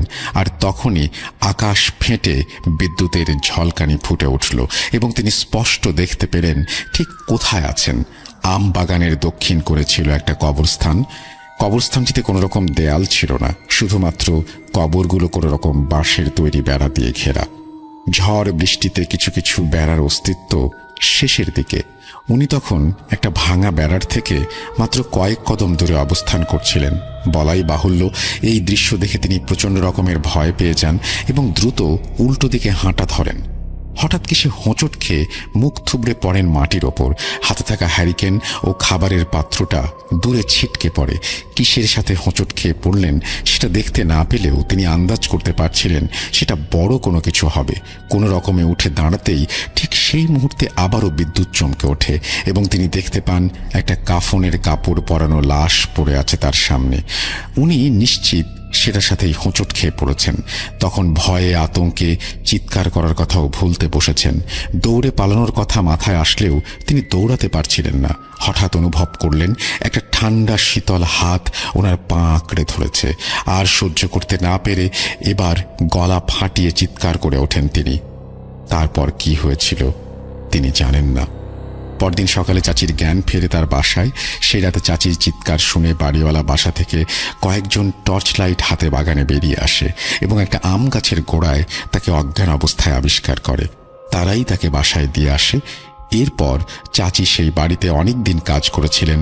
দিনের বেলা সেই বাগানের পথ দিয়েও গিয়েছেন কয়েকবার, কিন্তু ভুলেও কখনো সন্ধ্যার পর সেই বাগানের পথে পা বাড়াননি। মাহফিলটি হয় তেমন করেই প্রতি বছর মাহফিলে যেতাম। মাহফিলের দিন বিকেলে আম্মু এবং আমি এবং আমার ছোট বোন রওনা হলাম নানু বাড়ির উদ্দেশ্যে। বলে রাখা ভালো, নানু বাড়ি আর আমাদের বাড়ির দূরত্ব বেশি না। হেঁটে গেলে 20 মিনিটের রাস্তা, আর সিএনজিতে গেলে 8 থেকে 10 মিনিট লাগে। বাড়ি থেকে বের হবার ঠিক আগ মুহূর্তে আমার মা বলে উঠল, অনেক ঠান্ডা কাশি চারিদিকে, শীতের কাপড় যেন আমি পরে যাই। তারপর আবার ঘরে ফিরে শীতের জ্যাকেটটা নিয়ে আসলাম। রাস্তায় উঠে গাড়ি পেয়ে গেলাম। ড্রাইভারকে জিজ্ঞেস করলাম, যাবেন? ড্রাইভার সাহেব বলে উঠলেন, যাব। গাড়িতে উঠে বসে পড়লাম। গাড়িও চলতে শুরু করলো। হঠাৎ করে ড্রাইভার সাহেব বলে উঠল, আপনারা কি মাহফিলে যাচ্ছেন? আমার মা বলল, জি মাহফিলে যাচ্ছি, এবং আমার বাবার বাড়িতে। তারপর ড্রাইভারের সাথে কথা বলতে বলতে কখন যে চলে আসলাম, চোখ খুলতেই দেখি নানু বাড়ির উঠোনে ড্রাইভার সাহেব আমাদের গাড়ি থেকে নামিয়ে আবার গাড়িতে উঠে বসলো। গাড়িটা স্টার্ট দেওয়ার সময় ড্রাইভার সাহেব বলে উঠল, কি অন্ধকার, গাড়ির হেডলাইটটাও খারাপ হয়ে গেছে, কিভাবে যাব? এই বলে ড্রাইভার সাহেব গাড়ি চালিয়ে চলে গেলেন। তারপর আমার মামাতো ভাই বোনদের সাথে কথা বললাম যে তোরা কবে কিভাবে যাবি মাহফিলে। আমি কিন্তু এখনই যাব, এবং এরা বলল, আমরা সবাই মিলে যাব, একসাথে বের হব, একা একা গেলে তুই ভয় পাবি। তাই এদের কথা মতো বসে রইলাম। বলে রাখা ভালো, মাহফিলটি যেখানে অনুষ্ঠিত হয় আমার নানু বাড়ি থেকে একটু দূরে, হেঁটে গেলে 5-6 মিনিট লাগে। এই রাস্তার মধ্যে 4টা বেশ বড় বাঁশ ঝাড় আছে। সব থেকে বড় ঝাড়টা আমার নানার। এই বাঁশ ঝাড় নিয়েও অনেক ভৌতিক ঘটনা আছে, এগুলো অন্য আরেকদিন শেয়ার করবো ইনশাল্লাহ। এরপরই সবাই রেডি হলো। সবাইকে নিয়ে রওনা হলাম। রাত আনুমানিক 9টার মতো। একটু যেতেই দেখি রাস্তায় একটি মরা বেড়াল পড়ে আছে। আমার মামাতো বোন বলে উঠল, আজকে মাহফিলের দিন কে মারলো এটাকে? এই বলে সবাই ক্রস করে চলে গেলাম বিড়ালটিকে। আমি আমার মামাতো ভাই পেছনের লাইটটা টিপ দিয়ে দেখি রাস্তা একদম পরিষ্কার, কিছু নেই। তখন আমার মামাতো ভাই বলল, রাস্তাটা ভালো না, অনেক সময় খারাপ কিছু আমি দেখেছি, মাঝে মধ্যে আমি উল্টাপাল্টা অনেক কিছুই দেখে ফেলি। এটা বলতে বলতে আমরা সবাই হাঁটছি। একটু পরে শুনি কুকুরের ডাক। তাও আবার বাঁশঝাড় থেকে। সবাই তো ভয়ে আতঙ্কে অস্থির হয়ে উঠল, কারণ আমাদের সাথে একজন যিনি আছেন তিনি মহিলা, এবং তিনি আল্লাহকে ডাকতে ডাকতে ওই জায়গাটি ক্রস করলেন। একটু সামনে যেতে দেখি পরিচিত এক রিক্সা ড্রাইভার। উনি আমাকে চিনত, প্রায় সব সময় ওনার রিক্সা দিয়ে আমরা যেতাম। তারপর উনি আমাকে জিজ্ঞেস করলো, কেমন আছো তুমি মামা? উত্তরে আমি বললাম, জি মামা, ভালো আছি, আপনি কেমন আছেন? সে তখন বলল, আলহামদুলিল্লাহ, আল্লাহ ভালো রাখছে। তারপর উনি আমার মায়ের কথা জিজ্ঞেস করলেন। আমি বললাম মা এসেছে। তারপর উনি চলে গেলেন, আমরাও চলে গেলাম। কিছুক্ষণ ঘোরাঘুরি করে আমি মাহফিলের প্যান্ডেলে গিয়ে বসি। মাহফিলের প্যান্ডেলে বসে দেখি মাহফিল প্রায় শেষ পর্যায়ে। এরপর আখেরি মোনাজাত শুরু হয়। মোনাজাতের সময় আমি লক্ষ্য করি ওই যে রিক্সা চালক মামাটা আমার পেছনে বসে কান্না করছে, চোখের পানি টপ টপ করে পড়ছে ওনার চাদরের ওপর। বলে রাখা ভালো, আমাদের এই দিকে মোনাজাতের শেষ পর্যায়ে তোবারক প্রদান করা হয়, নয়তো মানুষের ধাক্কাধাক্কিতে কেউ পায় আবার কেউ পায় না। এরপর আমাদের লাইনে তোবারক দেওয়া শেষ করে পেছনের লাইনে গেল। আমি লক্ষ্য করি যে ওই রিক্সার ড্রাইভারকে 1 প্যাকেট দেওয়ার পর উনি বলছেন আরও 1 প্যাকেট দেওয়ার জন্য। আমি দেখলাম ওনাকে আরও 1 প্যাকেট দেওয়া হলো। তারপর সবাই মোনাজাত শেষ করে বাড়ির দিকে রওনা দিল। সবাই সবার ঘরে চলে গেল। রাত প্রায় 3টা ছুঁই ছুঁই। চারিদিকে কুকুরের ডাক, অনেক ভয়ঙ্করভাবে ডাকছে কুকুর। ভয়ে ভয়ে ঘুমিয়ে গেলাম। ঘুম থেকে উঠেই দেখি মামুনি আমাকে ডাকছে নাস্তা করার জন্য। তারপর উঠে ফ্রেশ হয়ে খাবার খেতে বসলাম। তখনই আমার বড় মামার 3 নাম্বার ছেলে এসে বলে, ওই রিক্সার ড্রাইভারের লাশ পড়ে আছে। আমরা নামাজ পড়ার সময় যেভাবে সিজদা দেই ঠিক ওইভাবে, বাঁশঝাড়ের ভেতরে তেঁতুল গাছের নিচে। সবাই তো বিশ্বাস করতে চাচ্ছে না, কারণ আমার মামাতো ভাইটা অনেক বেশি দুষ্টামি করে। তখন দেখি সারা গ্রামের মানুষ রাস্তাঘাটে দৌড়াদৌড়ি করছে, বলছে ওনার লাশ পড়ে আছে ওই তেঁতুল গাছের নিচে। তারপর ওখানে গেলাম, সবার মুখে একই কথা, কে মারল তাকে এমন নৃশংসভাবে? সে ছিল গ্রামের একদম সহজ সরল মানুষ, অত্যন্ত ভালো মানুষ ছিল এবং ব্যবহার ছিল অনেক ভালো। তার এমন কে শত্রু থাকতে পারে যে তাকে এইভাবে মেরে ফেলবে? সারা গ্রামে কান্নার রোল। একটু পরে পুলিশ এসেছে। লাশ দেখে পুলিশ নিজেই ভয় পেয়ে গেল। গ্রামের চেয়ারম্যান মেম্বারের রিকোয়েস্টের কারণে লাশটি তারা নিতে পারেনি পোস্টমর্টম করার জন্য। পুলিশ চলে যায়। তখন গ্রামের মুরব্বীরা বলছে এখানেই নাকি পীর সাহেব থাকতো এবং এখানে নাকি একটি পুকুর ছিল, সেই পুকুরে নাকি তিনি অজু করতেন এবং ওনার কাছে নাকি অনেক ভালো এবং খারাপ জিন ছিল। ভালো জিনগুলো নাকি ওনার সাথে নামাজ পড়তো, আর খারাপ জিনগুলো নাকি অনেক সময় কথা শুনতো না ওনার। তাই উনি নাকি ওই খারাপ জিনগুলোকে দিয়ে অনেক কাজ করাতো, নানান কথা ইত্যাদি ইত্যাদি। এর মধ্যে সবাই বুঝে গেছে যে এটা কোনো সাধারণ মৃত্যু না, তাকে জিনেরা মেরেছে। কিন্তু মানুষ বলছে হয়তো মাহফিল থেকে আসার সময় এদের সামনে পড়েছে, আবার কিছু মানুষ বলছে হয়তো মাহফিল থেকে আসার সময় এখানে কোনো প্রাকৃতিক ডাকে সাড়া দিতে গিয়েছিল, তাই হয়তো ওরা বিরক্ত হয়ে এরকম কিছু ঘটিয়েছে। নাহলে অহেতুক আক্রমণ করবে কেন? এরপরও আমার এই ঘটনাটি বিশ্বাস হচ্ছিল না। পেছনে তাকিয়ে দেখি আমার নানা, মানে পীর সাহেবের ভাতিজা, ওনার বয়স প্রায় 110-এর ওপরে হবে। এখন আপনারা সবাই দোয়া করবেন আমার নানার জন্য। আমি নানাকে জিজ্ঞেস করলাম, নানা, এখানে কি আসলেই জিন আছে? নানা বলছেন, এখানে 20টা জিন আছে। এর মধ্যে বেশিরভাগই ভালো, কিন্তু কয়েকটা আছে অনেক খারাপ। হয়তো এগুলোর মধ্যে কেউ তাকে আক্রমণ করেছে। নানার কথা শুনে আমার পুরোপুরি বিশ্বাস হয়ে গেছে যে এটা কোনো মানুষের কাজ না। একজন মানুষ আরেকজন মানুষকে কখনোই এভাবে মারতে পারে না। এরপর ঘটনাকে কেন্দ্র করে গ্রামের সব মানুষ এই রাস্তায় চলাচল বন্ধ করে দেয়। কিছুদিন পর গ্রামের সবাই মিলে সিদ্ধান্ত নেই যে জায়গাটা পরিষ্কার করে এখানে একটি খানকাহ শরীফ নির্মাণ করব। যেমন ভাবা তেমন কাজ, কিছুদিনের মধ্যেই তৈরি করে ফেললো সেই খানকাহ শরীফ। তারপর সবাই চিন্তা করলো যে এখানে মোমবাতি জ্বালিয়ে রাখা যাবে না, বাতাসে মোমবাতি নিভে যাবে। মিটারের জন্য আবেদন করলেও অনেক দেরি হয়ে যাবে। তারপর ওই গ্রামের সবাই মিলে মিটারের জন্য আবেদন করে। আবেদনের পর কয়েকদিনের মধ্যে সিদ্ধান্ত হয় এই বাঁশঝাড়ের সামনে দিয়ে যে মেন লাইন গেছে সারা গ্রামে, এখান থেকেই 2টা তারের সাহায্যে 2টা বাতি জ্বালানোর ব্যবস্থা করবে সবাই। এই কাজটি করেছিলেন আমার মায়ের আপন চাচাতো ভাই। মেন লাইনের পাওয়ার ছিল 4300 ভোল্ট। একটা কেবল লাগিয়ে দিলে আরেকটা কেবল লাগানোর সময় যখনই মেন লাইনে লাগাবে ঠিক তখনই এক বিকট শব্দে মামা মাটিতে পড়ে যান। পেছন ফিরতেই সবাই দেখে আমার মামা ড্রেনের মধ্যে পড়ে আছেন এবং মাছের মতো লাফাচ্ছেন। 3-4 বার লাফানোর পরে নড়াচড়া বন্ধ। সবাই মিলে হসপিটালে নিয়ে যায়। ডাক্তার বলে সে আর নেই। হসপিটাল থেকে মামাকে পোস্টমর্টম করতে নিয়ে যাচ্ছে। পোস্টমর্টম করে লাশ বাড়িতে নিয়ে আসা হয়। সারা গ্রামে তখন কান্নার রোল পড়ে গিয়েছিল। ভয়ে আর আতঙ্কে সবাই কাঠ হয়েছিল। সবশেষে একটি কথাই বলছি, সবার মুখ থেকে শুনেছি একটি কথাই, এই কাজটাও নাকি জিনেরাই করেছে, কারণ তারা নাকি আলো পছন্দ করে না। ফুটবল খেলা দেখছিলাম, রাত তখন আনুমানিক 12টা। এমন সময় দুলাভাইয়ের বাসা থেকে ফোন আসে। ফোনে জানানো হয় তার চাচা মারা গেছে এবং বাসায় আসার জন্য বলা হয় তাকে। যদিও আমার দুলাভাইয়ের চাচার কোনো সন্তান ছিল না এবং দুলাভাই ছিল ওই বাড়িতে একমাত্র ছেলে। যাই হোক, আমি এবং আমার দুলাভাই দুজনেই রওনা দিলাম। বলে রাখা ভালো, দুলাভাইয়ের বাসা থেকে আমাদের বাসার দূরত্ব 10 থেকে 12 কিলোমিটার। গ্রামের রাস্তা দিয়ে আমরা দুই ভাই হেঁটে চলেছি, কোনো ধরনের যানবাহন পাচ্ছি না। হাঁটতে হাঁটতে আমরা যখন আমাদের বাজারে পৌঁছাই ঠিক ওই সময় একটা ব্যাটারি চালিত রিক্সা দূর থেকে আসতে দেখে আমরা রিক্সাওয়ালাকে হাত দিয়ে ইশারা করে থামতে বলি। রিক্সাওয়ালার বর্ণনা না দিলেই নয়। 50-এর ওপর বয়স, গাল ভর্তি দাড়ি, অনেক ভারী কাপড় চোপড়, এরকম অদ্ভুত আকৃতির মানুষ। আমরা তাকে জিজ্ঞেস করি, দাদা পাশের গ্রামে যাওয়া যাবে? তিনি বলেন, আমি বাসায় ফিরছি, এখন যাইতে পারবো না, আর রাত অনেক হয়েছে, আপনারা খোঁজ করেন, আরও রিক্সা পাইবেন। আমরা তাকে অনুরোধ করলাম, দাদা আমাদের চাচা মারা গেছে, আমাদের যাওয়াটা খুব জরুরি, আপনি যদি একটু আসেন খুব উপকৃত হতাম, আপনাকে ভাড়া বাড়িয়ে দেব। ঠিক সেই মুহূর্তে তিনি বলেন, আপনারা আগে বলবেন না যে আপনাদের চাচা মারা গেছে, সেইখানে যাবেন, উঠেন তাড়াতাড়ি উঠেন।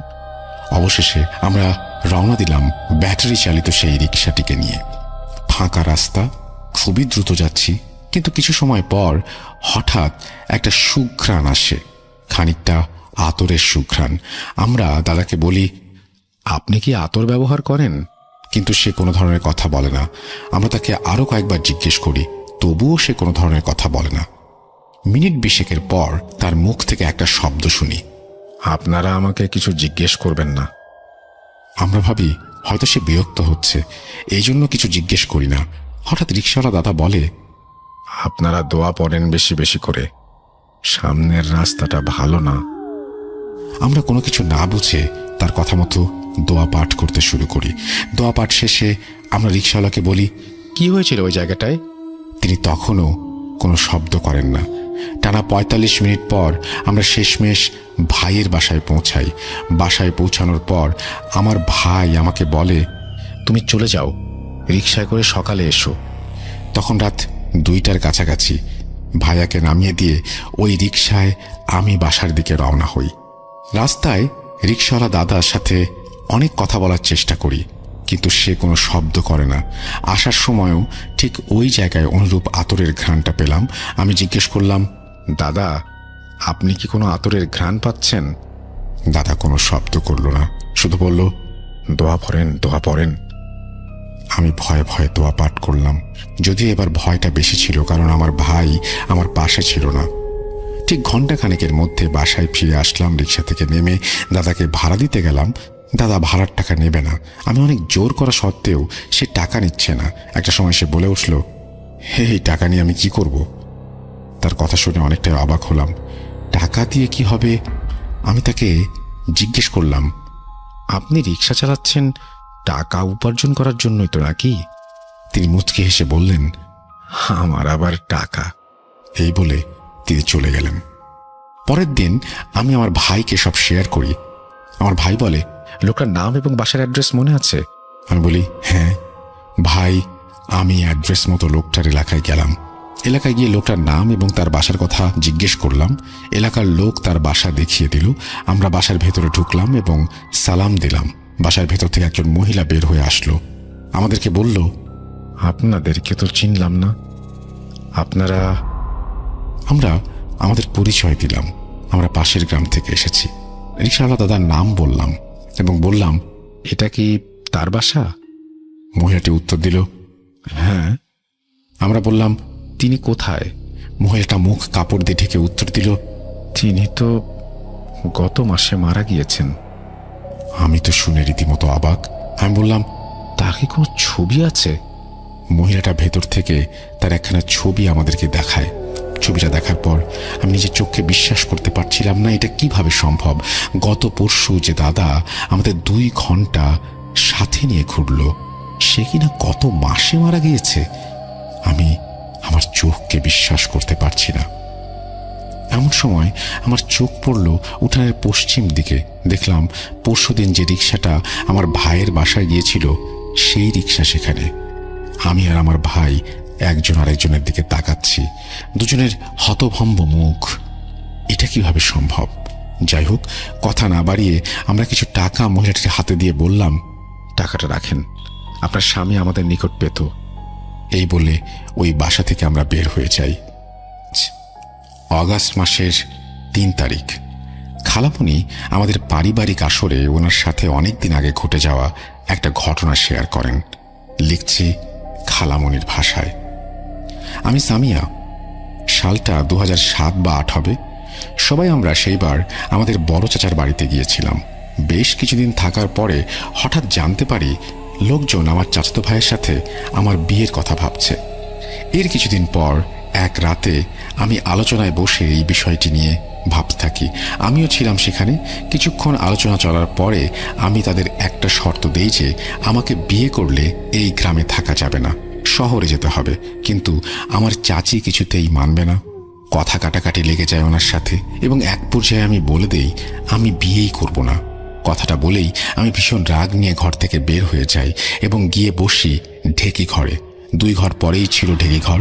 বলে রাখা ভালো, বাড়িটির চারপাশে বিস্তীর্ণ ফসলের জমি, আর সেই ফসলি জমির মাঝ ছিল এক 100 বর্ষ পুরনো খেজুর গাছ, যার বয়স কেউ আন্দাজ করতে পারে না। অনেক অলৌকিক ঘটনা প্রচলিত আছে গাছটিকে কেন্দ্র করে। অনেকে মাঝরাতে গাছটিকে উল্টো হয়ে থাকতে দেখেছে, আবার হঠাৎ মাঝে মাঝে গাছটি উধাও হয়ে যায় বলেও প্রচলিত রয়েছে। গাছটির অবস্থান বাড়ির সামনের দিকে একদম। খেজুর গাছটিও যুক্ত এই ঘটনায়, তাই জানিয়ে রাখলাম। ঢেকি ঘরে একটি চৌকি রাখা ছিল।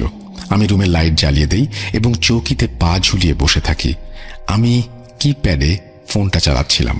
প্রায় 10-15 মিনিট পার হওয়ার পর হঠাৎ আমার সাথে ঘটে যায় রক্ত হিম করা এক পৈশাচিক ঘটনা। হঠাৎ আমি আমার 2 পায়ে অনুভব করি কিছু একটা পেঁচিয়ে ধরেছে খুব শক্ত করে। আমি নিচে ঝুঁকে দেখার আগেই হ্যাঁচকা টান পড়ে যায় পায়ে। টানটা সামনের দিক থেকে অনুভব করি। আমি সেই অবস্থায় সামনে তাকাই, কিন্তু যা দেখেছি তা আমায় পুরোপুরি স্তম্ভিত করে দিয়েছিল। হলুদ লাইটের অল্প আলোতে দেখি অস্পষ্ট এক অবয়বকে, হাতে শিকল নিয়ে দাঁড়িয়ে, প্রায় 7-8 ফুট লম্বা। মুখ চোখ কোনোটাই বোঝা যাচ্ছিল না তার। নিজের চোখকে বিশ্বাস করতে পারছিলাম না, কারণ এর আগে ভৌতিক অনেক ঘটনা শুনলেও এভাবে সম্মুখীন হইনি কখনো। একদম কুঁচকুঁচে কালো দেখতে। আমি নিশ্চিত না, কিন্তু মনে হচ্ছিল কালো বোরখা। হ্যাঁ, কালো বোরখা পরা, কারণ তার আকৃতিটা ঠিক বোঝা যাচ্ছিল না। আর তার হাতে থাকা সেই শিকল দিয়েই আমার পা সে পেঁচিয়ে ধরেছে। আমি এই অবস্থায় কিছুই করতে পারছিলাম না, শরীরে শক্তিও পাচ্ছিলাম না একেবারেই। দেখতে দেখতে আরেকটা জোরে টান দেয়। আমি খাট থেকে প্রায় অর্ধেক নেমে এসেছিলাম। সেই টানে প্রচুর ব্যথা লাগে আমার।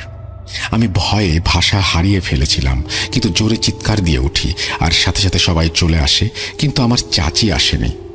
আমি কিছু বলতেও পারছিলাম না। সামনে ইশারা করে দেখিয়ে দিচ্ছিলাম, কিন্তু ততক্ষণে সেটা উধাও হয়ে গিয়েছে। একটু পরে আমি স্বাভাবিক অবস্থায় ফিরে এলে তাদেরকে সবটা বলি, সাথে আমার পাটাও দেখাই। তারা শুরুতে কেউ বিশ্বাস করতে না চাইলেও আমার পায়ের শিকলের দাগ দেখে তারা বিশ্বাস করে। কালো দাগ বসে গিয়েছে, আর অনেক বছর ছিল সেই দাগ। আমার খালামণিকে থামিয়ে দিয়ে আমার বড় বোন বলতে শুরু করেন। বলছেন, নীলা আপু, তার আগের রাতে আপনার চাচির সাথে আমাকে ঘুমাতে বলে সবাই। আমি যাব না বললেও আপনার চাচি আমাকে জোর করে টেনে নিয়ে যায়। যেহেতু আমার নানি হয় সম্পর্কে, তাই নিষেধও করতে পারছিলাম না। সবাই ঘুমিয়ে পড়ে, সাথে আমিও নানির পাশে ঘুমাই। কিন্তু মাঝরাতে হঠাৎ ঘুম ভেঙে যায় আমার। ঘুমের ঘোরেই দেখি নানি পাশে নেই, কিন্তু হঠাৎ করে ঘরের চারিদিকে চৌকির দিকে আমার চোখ যায়। চৌকির নিচে দেখি কেউ একজন পুরো সাদা রঙের কাপড় পরে বসে আছে, হাতে একটা মাটির ট্রে, আর সেটাতে মোমবাতি জ্বালানো। তবে আমার দিকে নয়, উল্টো পাশ ঘুরে, কিন্তু বাঁকা করে। তাই মোমবাতি দেখা যাচ্ছিল। আমি অনেকক্ষণ এক নজরে তাকিয়ে থাকি। সে যে কে সেটা বুঝতে পারছিলাম না, কিন্তু মনে মনে ভাবছিলাম নানি হবে এটা। ইচ্ছে করছিল ওটাকে দাগ দিয়ে দেখি। পরে ভাবলাম না, থাক। শুনেছি এরকম কিছু দেখলে বিরক্ত করার ফল ভয়ঙ্কর হতে পারে। তাই আমি ভয়ে চোখ বুজে উল্টো ঘুরে সব না দেখার ভান ধরে থাকি এবং ঘুমিয়ে যাই এসব ভাবতে ভাবতে। বলে রাখি, আমার খালামণির চাচি মুসলমান ছিল, তাই এমন পূজারত অবস্থায় দেখে আমার বোন ভয় পেয়েছিল। আমার বোন থেমে গেলে আবার খালামণি বলতে শুরু করেন, হ্যাঁ, ওটা তোমার নানিই ছিল। চাচিকে আমিও একদিন দেখেছিলাম এমন অবস্থায়। অনেক আগে এক রাতে ঘুমিয়েছিলাম ওনার সাথে, কিন্তু রাতে হঠাৎ কারো হালকা গলায় কথা বলার সুরে ঘুম ভেঙে গিয়েছিল। একদম তুমি যেমন দেখেছিলে ঠিক ওভাবেই চৌকির নিচে বসে আগুন জ্বালিয়ে কারো সাথে কথা বলছিল, আর ধবধবে সাদা শাড়ি পরনে। কিন্তু আমি জানতাম ওনার বিষয়ে, তাই আমিও চোখ বুঝে না দেখার ভান করে শুয়ে পড়ি। তবে চাচির এমন করার কারণটাও একটু ভিন্ন ছিল। ওনার সাথে বেশ কয়েকটা জিন ছিল, আর এর মধ্যে একজন আছে যার সাধনা করতে হয়, না হলে ক্ষতি করার ভয় দেখায়। অনুগত জিনের নাম কেউ সহজে বলতে চায় না, কিন্তু আমি চাচিকে ডাকতে শুনেছি মনা নামে। আচ্ছা, থাক এসব কথা, সেদিনের কাহিনীটা বলি, বাকিটা শোনো তোমরা। আমার সাথে ঢেকি ঘরে ঘটে যাওয়া ঘটনাটার পর আমার চিৎকারে যখন সবাই আসে, চাচিকে কেউ দেখে না। তখন চাচির ওপর সবাই সন্দেহ করে, জিজ্ঞাসাবাদ করে, কিন্তু উনি স্বীকার করে না। প্রায় অনেকক্ষণ পর নাহিদ মামা চাচিকে আলাদা করে ডেকে নিয়ে জিজ্ঞাসা করে, মা, তুই এটা কি করলি? আমি কিন্তু জানি এটা তোরই কাজ। তখন চাচি তাকে বলে, ও আমার ছেলেকে আমার থেকে দূরে সরিয়ে নিয়ে যেতে চাচ্ছিল। আমার ছেলেকে আমার থেকে দূরে নিয়ে যাবে, আর আমি কিছুই করব না। ওকে মেরেই ফেলতাম আজকে, লাগতো না আর কোনো বিয়ে করা। এরপর তোমার নাহিদ মামা সবাইকে ডাকে এবং জানায় যে চাচিরই কাজ এটা। তারপর সবাই খ্যাপা চাচির ওপরে বাঘের মতো জেরা করা শুরু করে। শেষে বাধ্য হয়ে উনি সবকিছু খুলে বলতে রাজি হন। চাচি বলেন, চিন্তা করিস না, কিচ্ছু হবে না। আর যে একবার বেঁচে গেছে তাকে আর একবার মারার চেষ্টা করে আমি হারব না। ওর যেন শিক্ষা হয়ে যায় এইটাতেই। পরের বার আমার ছেলেকে দূরে নিতে চাইলে যেখানেই থাক, জানে মেরে ফেলব।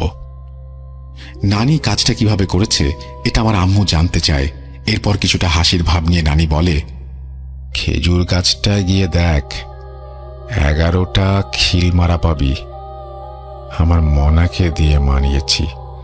বান মেরেছিলাম তোর বোনকে, কিন্তু তোদের ওপর দয়া করে সরায় ফেললাম। যা, খুলে আন খিলগুলো। বিয়ে আমি দেব না আমার ছেলের সাথে, চলে যা তোরা। এখানে মনা বলতে সেই জিনকে বোঝানো হয়েছে যার দ্বারা বান মারা হয়েছে, কিন্তু আরও কিছু কথা বলেছিল, তবে সেগুলো বিষয়ের বাইরে। পরবর্তীতে তোমার নাহিদ মামা আর সাথে আরও কয়েকজন মিলে দেখে আসে খেজুর গাছটা, এবং আসলেই সেখানে 11টা খিলই পাওয়া যায়, এবং চাচির কথা অনুযায়ী খুলে ফেলা হয় সেগুলোকে। ফ্যামিলির প্রধান কর্তা একদিন রাতে অদ্ভুত একটা স্বপ্ন দেখলেন। স্বপ্নে তিনি দেখেন মিস্ত্রিরা বাথরুমের কাজ অর্ধেক শেষ করেছে। সেদিনের মতো সবাই বাড়ি ফিরে যাচ্ছে। তখন সন্ধ্যা হবে হবে মুহূর্ত। মিস্ত্রিদের পারিশ্রমিক মিটিয়ে তিনি এবার ঘরে প্রবেশ করেন। এমন সময় পেছন থেকে অদ্ভুত সুরে কে যেন ডাক দিল, অথচ পেছন ফিরিয়ে কাউকেই তিনি দেখতে পেলেন না। কারণ এর কয়েক মুহূর্ত পর সেই একই কণ্ঠস্বরে বেশ কয়েকটি কথা ভেসে এলো। এখানে তোরা বাথরুম বানাবি? এখানে আমাদের বাসা। পরপর বেশ কয়েক রাত তিনি একই স্বপ্ন দেখলেন, যেখানে অদৃশ্য কোনো এক কণ্ঠস্বর বারবার ওই কথাগুলো তার কানে পৌঁছে দেয়। প্রথম প্রথম ব্যাপারটাকে পাত্তা না দিলেও পরে ওনার মনে হতে থাকে কিছু একটা গন্ডগোল হয়তো আছে।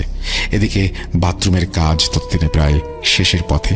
পাশে খুঁড়ে রাখা বড় গর্তের মধ্যে সিমেন্টের ঢাকনা বসানো হয়েছে। এরই মধ্যে একদিন ঘটল একটা অস্বাভাবিক ঘটনা। একদিন নতুন বাড়ি দেখার জন্য আসলো তাদের একমাত্র জামাই। জামাইবাবুর সাথে আবার শালাবাবুর সম্পর্কটাও ছিল বেশ মধুর। দুজনেই সর্বক্ষণ হাসি ঠাট্টা তামাশার মধ্যে মেতে আছে। সেদিন তাদের কি মনে হলো, দুজনে বাজি ধরল যে নতুন তৈরি করা ওই গর্তের মধ্যে ঢাকনা বন্ধ অবস্থায় মিনিট 10 যে থাকতে পারবে তাকে বিশেষভাবে পুরস্কৃত করা হবে। এখানে বলে রাখা ভালো, বাড়ির কর্তা ওই সময় বাড়ি ছিলেন না, তিনি গিয়েছিলেন বাজারে। এই বাজির কথাও তার জানা ছিল না।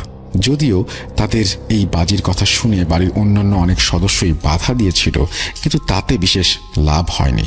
তো ঠিক হলো, প্রথমে জামাইবাবু ওই গর্তের ঢাকনা বন্ধ করে 10 মিনিট থাকবেন, তারপর শালাবাবু নিচে। ততক্ষণে গর্তের আশেপাশে মানুষজনের ভিড় জমেছে।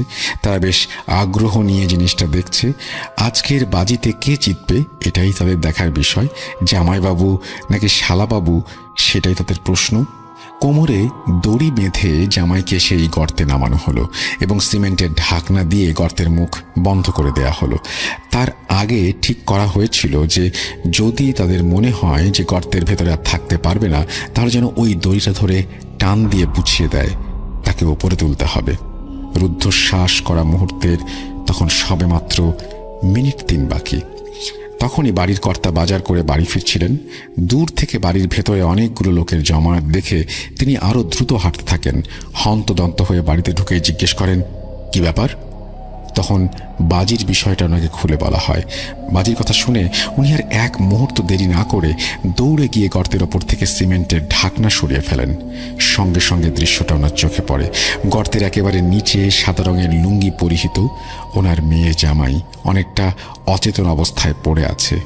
ওপর থেকে উনি বারবার জামাইকে নাম ধরে ডাকতে থাকেন, কিন্তু কোনো সারা শব্দ পাওয়া যায় না। পাশে দাঁড়িয়ে থাকা ছেলেকে বলেন দ্রুত দড়ি টেনে জামাইকে ওপরে তুলে নিয়ে আসতে। 2-3 জন মিলে দড়ি টেনে বহু কষ্টে তাকে ওপরে তুলে নিয়ে আসে, কিন্তু ততক্ষণে তার শরীরে আর প্রাণের অস্তিত্ব নেই। মৃত্যুটা স্বাভাবিকভাবে দম বন্ধ হয়েছে এমনটা ভাবলে আপনি ভুল ভাববেন, কারণ এই ঘটনার সবচেয়ে অদ্ভুত এবং ভয়ঙ্কর ব্যাপারটি ছিল জামাইয়ের গলার ওপর ফুটে ওঠা 5 আঙুলের স্পষ্ট ছাপ, অথচ কেউ তাকে ওই গর্তের মধ্যে গলা টিপে মারতে নামেনি। তাহলে কিভাবে ঘটলো এই ঘটনা? আর এই জিনিসটা নিয়ে কোনো এক্সপেরিমেন্ট বা ঘাটাঘাটি করতে চায়নি। কেন সেটা পরে বুঝবেন। তো 2006-এর শেষের দিকে, দ্যাট ইজ অক্টোবর, আমার তখন মাত্র ক্যানাডার প্রফেশনাল লাইফ শুরু করতেছি। আমার তখন ঘরে 2টা ছোট বাচ্চা, স্ত্রী, এবং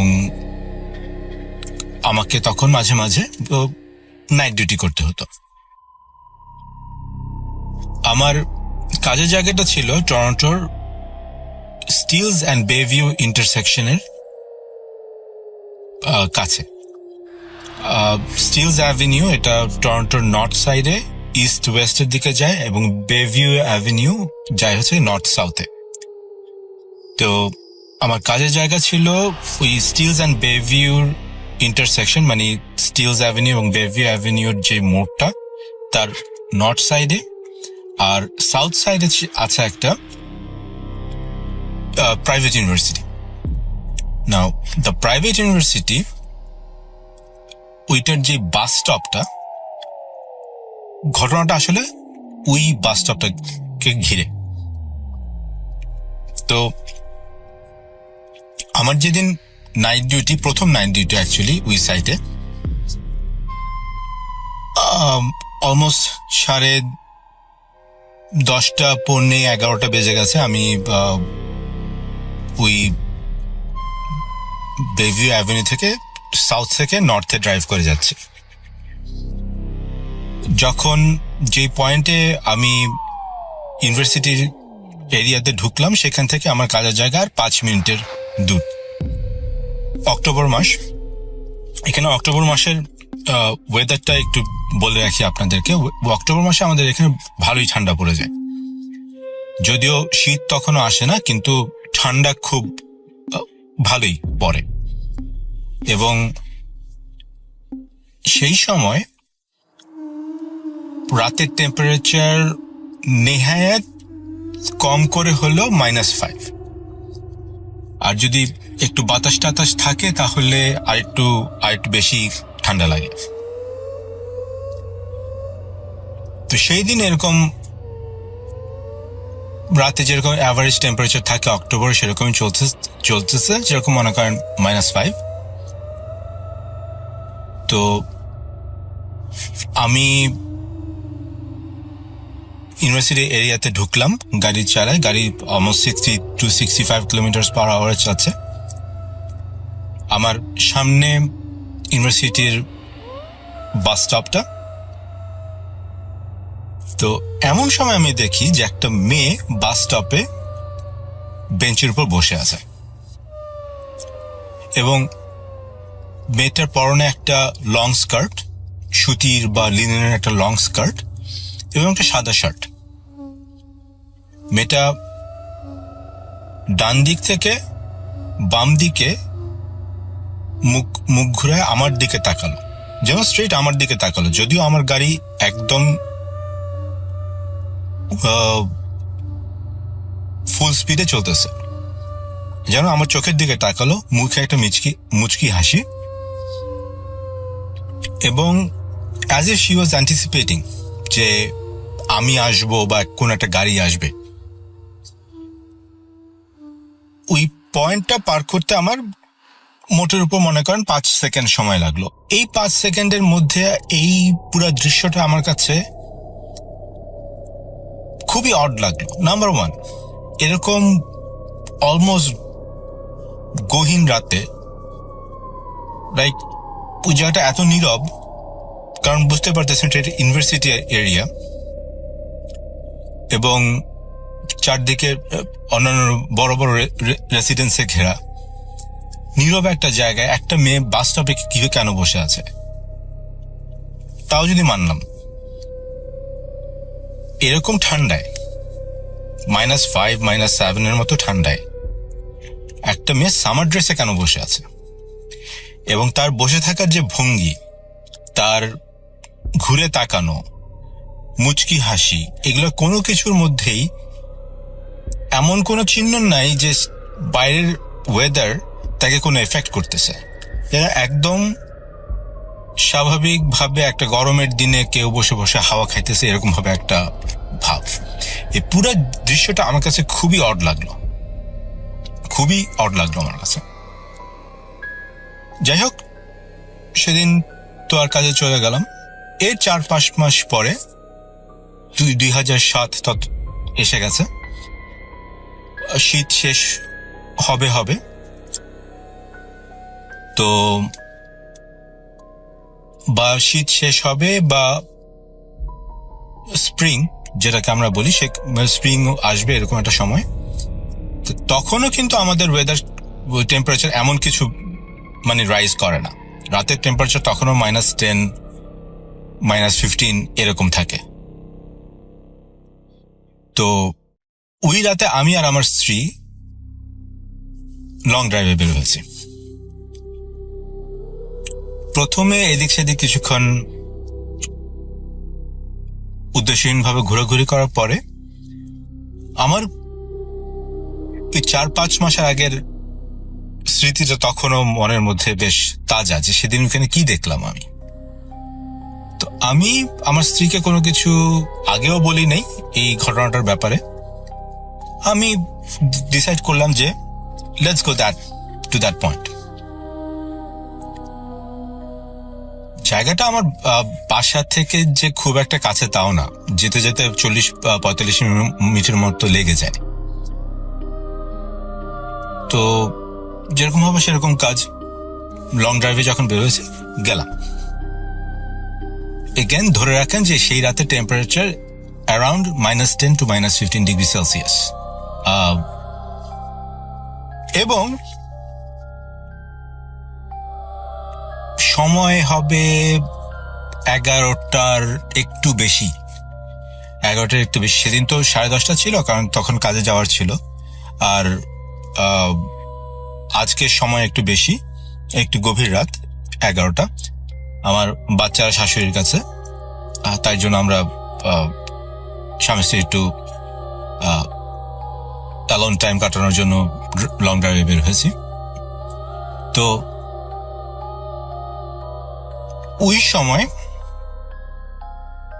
11:30টার কাছাকাছি একটা সময়, মার্চ মাসের -10 ডিগ্রি সেলসিয়াস ওয়েদারে, ওই পয়েন্টে আমি আবার যখনই আসলাম, বিশ্বাস করেন আর নাই করেন, ঠিক 4 মাস আগের যে দৃশ্যটা আমি দেখেছিলাম তার যেন অ্যাকশন রিপ্লে হলো। সেম মেয়েটা ওইখানে বসে আছে, সেম কাপড়, সেম ভাবে তাকানো, এবং as if she is anticipating somebody to come that way, ওইভাবে মুখ ঘুরিয়ে তাকানো, মানে একদম যেন আপনাকে এক্সপেক্ট করতেছে, যে সে আপনাকে এক্সপেক্ট করতেছে। তো সেই দিন আমি মোটামুটি ভাবে সার্টেন যে this is nothing normal, this is something abnormal or paranormal. যাই হোক, এই ঘটনা তো আর কাউকে ওইভাবে বলা যায় না, মানে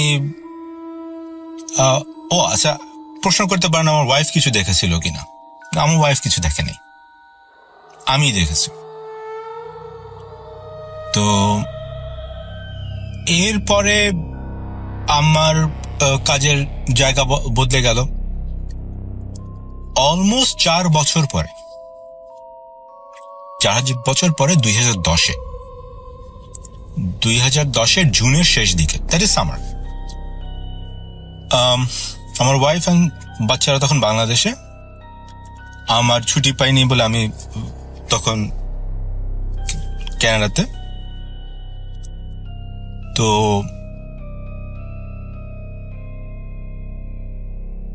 তখন ওই সময়টা সম্ভবত একটা লং উইকেন্ড বা উইকেন্ড আসতেছে, পরদিন আমার কাজ নাই, বউ বাচ্চা ঘরে নেই। তো আমি ভাবলাম যে যাই একটা লং ড্রাইভে ঘুরে আসি। এবং আমি সেদিন বাইরেতে পা দিতে দিতেই আমার যেন নিয়ত করে ফেললাম যে 4 বছর তো হয়ে গেল, ওই জায়গাতে গিয়ে দেখি এখন ওই রকম ঘটনাটা ঘটে কি। তো যেরকম ভাবে সেরকম কাজ, আমি ওই নিয়তেই সেদিন গাড়ি ওইদিকে ড্রাইভ করা শুরু করে দিলাম।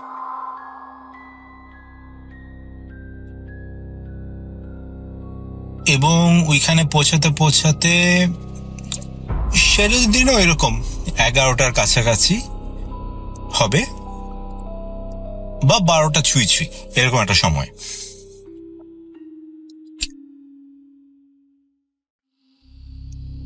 এবং একবারই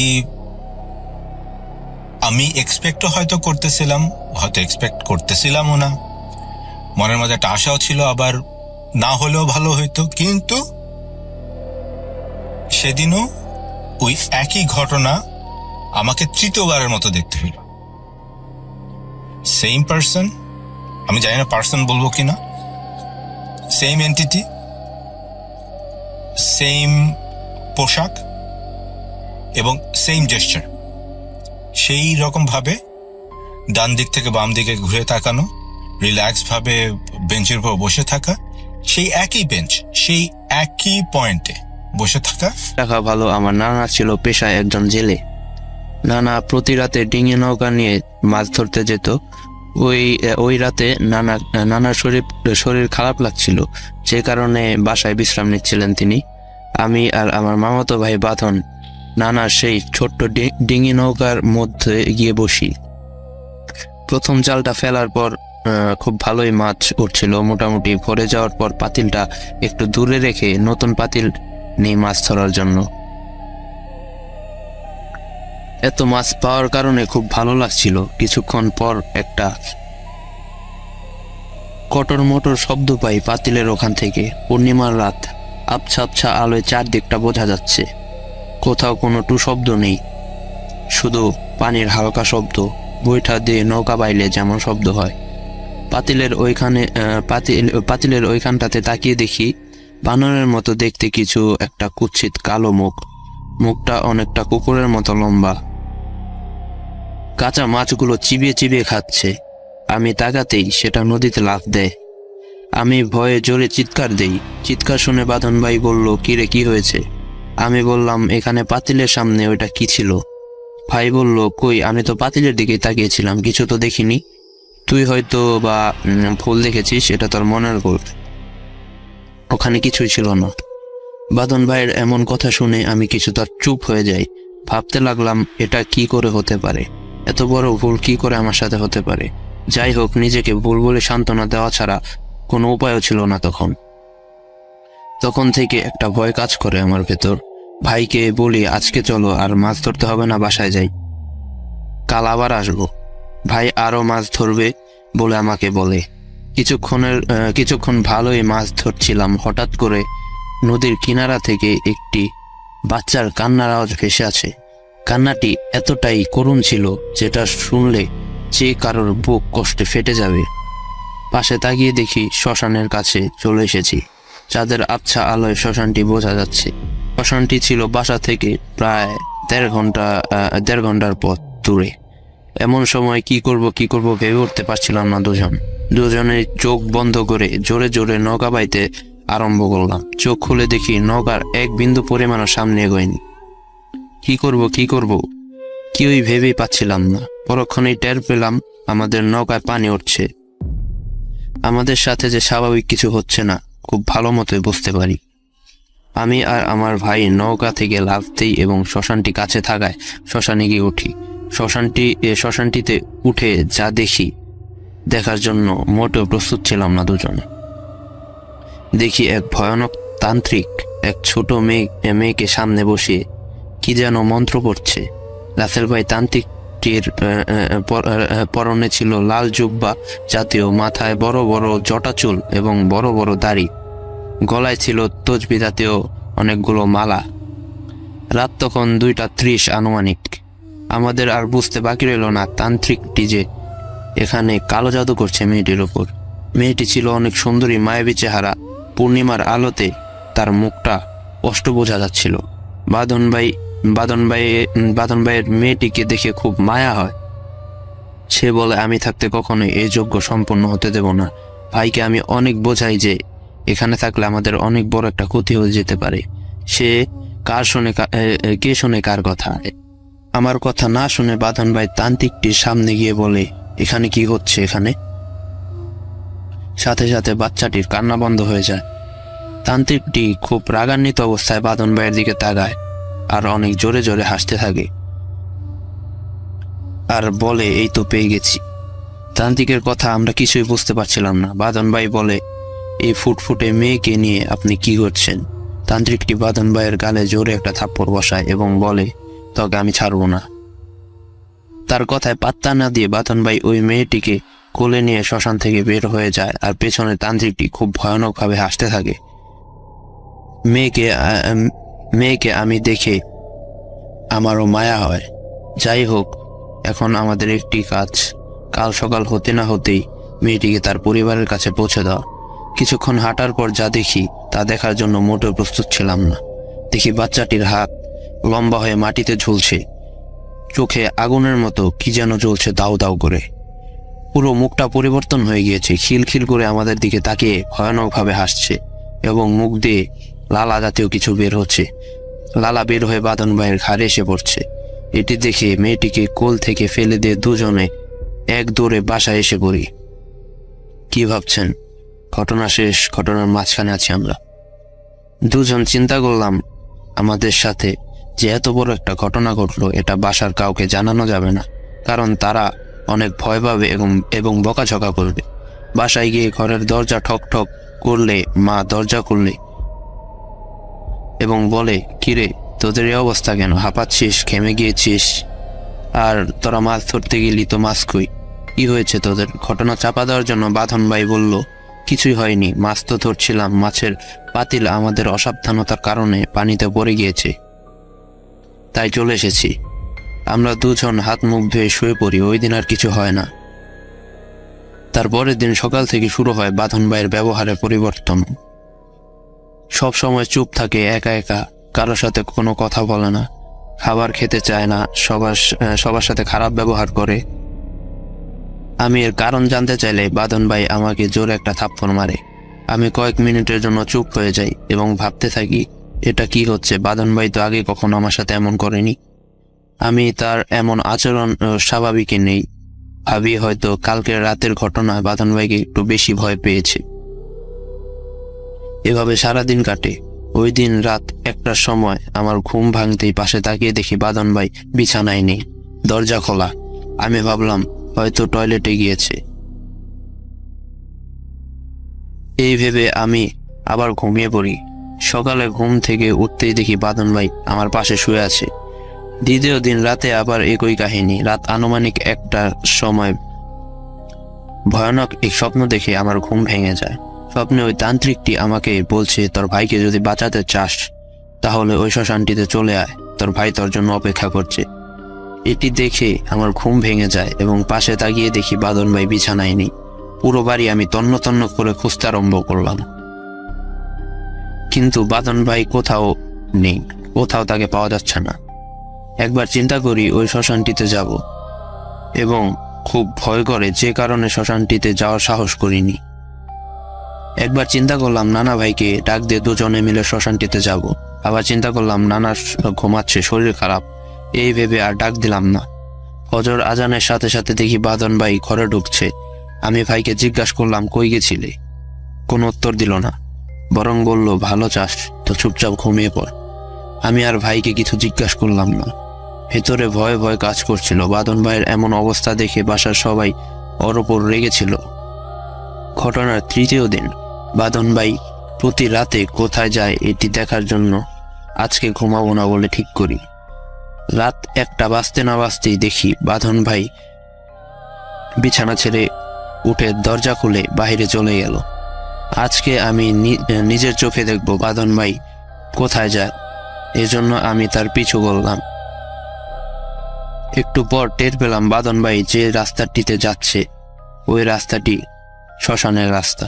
আমি তাকে পিছু ডাকলাম, বাঁধন ভাই কোথায় যাচ্ছ তুমি? ডাকে কোনো সাড়া দিল না ভাই। একবার চিন্তা করলাম সামনে গিয়ে আটকাবো, কিন্তু ভেতরে অনেকটা ভয় ভয় পাওয়ার কারণে সামনে যাওয়ার সাহস হচ্ছিল না। একটু পরেই দেখি বাঁধন ভাই শ্মশানটির ভেতরে ঢুকে গেল। রাতটি ছিল অমাবস্যার রাত, কোথাও কোনো আলোর চিহ্ন মাত্র নেই। আমার হাতে ছিল একটি কুপাবাতি এবং বাঁধন ভাই অন্ধকারের মধ্যেই হেঁটে যাচ্ছিল। শ্মশানের ভেতরে ঢুকে যা দেখলাম ওইটা দেখার জন্য মোটেও প্রস্তুত ছিলাম না। দেখি বাঁধন ভাই ওই ভয়ানক তান্ত্রিকের সামনে গিয়ে বসলো। তান্ত্রিকটি আগুন জ্বালিয়ে মরা মানুষের মাথা খুলি বিভিন্ন হাড় দিয়ে কি যেন মন্ত্র পড়ছিল এবং বাঁধন ভাইকে মন্ত্র পড়ে ফু দিচ্ছিল। একটু পর তান্ত্রিকটি বলল, এবার যা। আমি দাঁড়িয়ে দাঁড়িয়ে দেখছি আর চোখ দিয়ে পানি পড়ছে। আমার সামনে আমার ভাইকে কালো জাদু করা হচ্ছে। দেখো আমি চুপ করে দাঁড়িয়ে দাঁড়িয়ে দেখো আমি কিছু করতে পারছিলাম না। এটা যে কতটা কষ্টের, এটা নিজের সাথে না ঘটলে কখনোই বোঝা যাবে না। যাই হোক, ঘটনায় ফিরে আসি। আমি দেখি বাঁধন ভাই শ্মশান থেকে বের হয়ে যাচ্ছে সোজা কবরস্থানের দিকে। হাতে ছিল একটি বড় কোদালটি, অনেক বড় ছিল। আমি ভাইকে অনেকভাবে আটকানোর চেষ্টা করলাম, কিন্তু ভাই আমার কোনো কথা শুনেনি। দেখি ভাই কবরস্থানের ভেতরে গিয়ে কবর খুঁড়তে লাগলো এবং মরা লাশের হাড়, মাথার খুলি কবরের ভেতর থেকে বের করতে লাগলো। ওই হাড় এবং মাথা তারপর মাথার খুলি তান্ত্রিকের কাছে নিয়ে গেল। কি বিশ্রী গন্ধ বের হচ্ছিল ওই হাড় তারপর মাথার খুলি থেকে। এসব কিছু আমি আর নিতে পারছিলাম না। এক দৌড় দিয়ে বাসায় আসি এবং বাসায় সবাইকে সব ঘটনা খুলে বলি প্রথম থেকে। ফজর আজান দিলে ভাই আবার বাসায় ফিরে আসে। সবাই তার বাসায় আসা দেখছিল। বাঁধন ভাইয়ের মা তাকে দেখে কান্নায় ভেঙে পড়ছিল এবং বাঁধন ভাইয়ের সামনে গিয়ে তার মা কান্না করতে করতে বলল, বাবা কি হয়ে গেল এটা তোর? বাঁধন ভাই যেন সাড়া দিচ্ছিল না, চুপ করে একদিকে তাকিয়েছিল। চেহারার কি অবস্থা বানিয়েছে, চোখগুলো ভেতরে ঢুকে গিয়েছে, একদম চিকন হয়ে গিয়েছে, মুখ পুরোটা ফ্যাকাশে। ছেলের এমন অবস্থা দেখে কোনো মায়ের মন ঠিক থাকতে পারে না। বাঁধন ভাইয়ের এমন অবস্থা দেখে সকাল হতে না হতেই বাসায় মসজিদের হুজুর নিয়ে আসা হলো। সে হুজুরটি জিন পালতো, এসব কাজে মোটামুটি পারদর্শী ছিল। হুজুরের ভাষায় বলছেন, হুজুর ওর অবস্থা খুবই খারাপ, আমি আমার জিনদের পাঠাচ্ছি ওই তান্ত্রিকের জিনদের কাছে। হুজুর চোখ বন্ধ করে ছোড়া পড়ছিল। চোখ খুলে হুজুর বলল, দেখুন ওকে খুব বাজেভাবে কালো জাদু করা হয়েছে। ওই তান্ত্রিকের সাথে আমি পেরে উঠব না, অনেক ক্ষমতা ওর। এই বলে হুজুরটি চলে গেল। পরিবারের মধ্যে নেমে আসে অশান্তি আর হাহাকার। কি করব ভেবে উঠতে পারছিলাম না কেউই। ওই দিন এভাবেই কেটে যায়। কারো গলা দিয়ে খাবার নাম ছিল না ওই দিন রাতে আমি ভাইয়ের সাথে ঘুমাতে ভয় পাই, যে কারণে আমি অন্য ঘরে গিয়ে থাকি। রাত 1টা বাজতেই ভাইয়ের ঘরের দরজা খোলার আওয়াজ পেয়ে ভাইকে সবাই মিলে ধরি। আমরা 4 জন একসাথে ধরে রাখতে পারছিলাম না ভাইকে, এতটা শক্তি ছিল তখন। বাধ্য হয়ে ভাইকে শিকলের সাথে বেঁধে দিলাম। বাঁধন ভাই অনেক জোরে জোরে চিৎকার করছিল শ্মশানটিতে যাওয়ার জন্য এবং হাতের সামনে যা পাচ্ছিল তাই আমাদের দিকে ছুঁড়ে মারছিল। একটি মায়ের জন্য তার ছেলের এমন অবস্থা দেখাটা যে কতটা কষ্টকর, এটি আমার মামি অর্থাৎ বাঁধন ভাইয়ের মাকে না দেখলে বুঝতামই না। সে কান্না করতে করতে অজ্ঞান হয়ে যায়। পরের দিন আমার নানা এক কবিরাজের খোঁজ পায়। দেরি না করে বাঁধন ভাইকে শিকল দিয়ে বেঁধে কবিরাজের কাছে নিয়ে যায় সকলে। কবিরাজের প্রায় 40 বছর হবে আনুমানিক। 7টি জিন সবসময় তার সাথে থাকে। বাঁধন ভাইয়ের মা কান্নারত অবস্থায় কবিরাজটিকে বলে, বাবা আমার ছেলেকে বাঁচান, ওর কিছু হয়ে গেলে আমি শেষ হয়ে যাব। পরে কবিরাজকে সব ঘটনা খুলে বলল। সব শুনে কবিরাজ বলছি কবিরাজের ভাষায়, ওকে খুব বাজেভাবে কালো জাদু করা হয়েছে।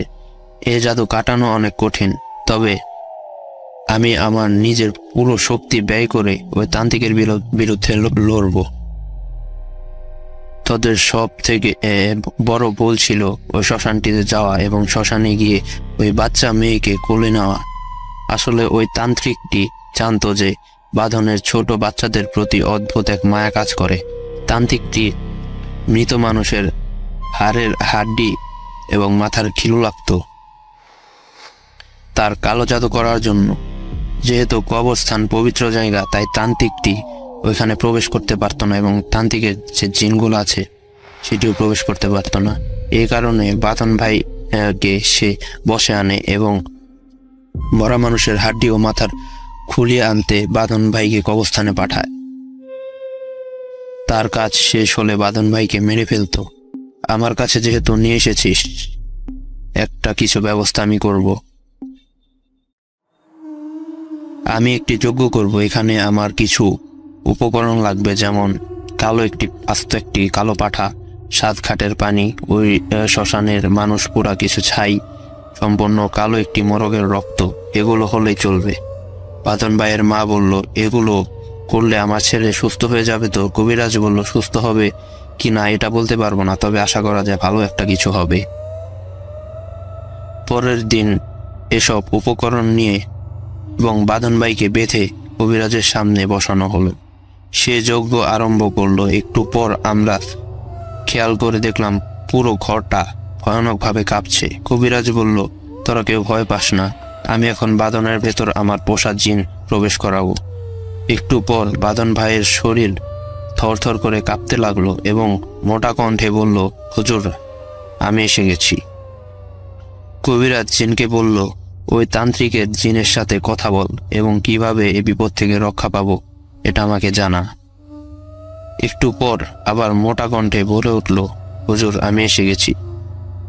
কবিরাজ বলল, কি খবর এনেছিস বল আমায়। বাঁধন ভাইয়ের ওপর থাকা জিনটি বলল, তান্ত্রিকটি অনেক শক্তিশালী, আমি ওদের শক্তির সাথে পেরে উঠব না। এই বলে জিনটি বাঁধন ভাইয়ের শরীর থেকে চলে যায়। বাঁধন ভাইয়ের মা কান্নায় ভেঙে পড়ে এবং কবিরাজকে বলে, আমার ছেলেকে যেভাবেই হোক বাঁচান বাবা, যা লাগে আমি আপনাকে দেব।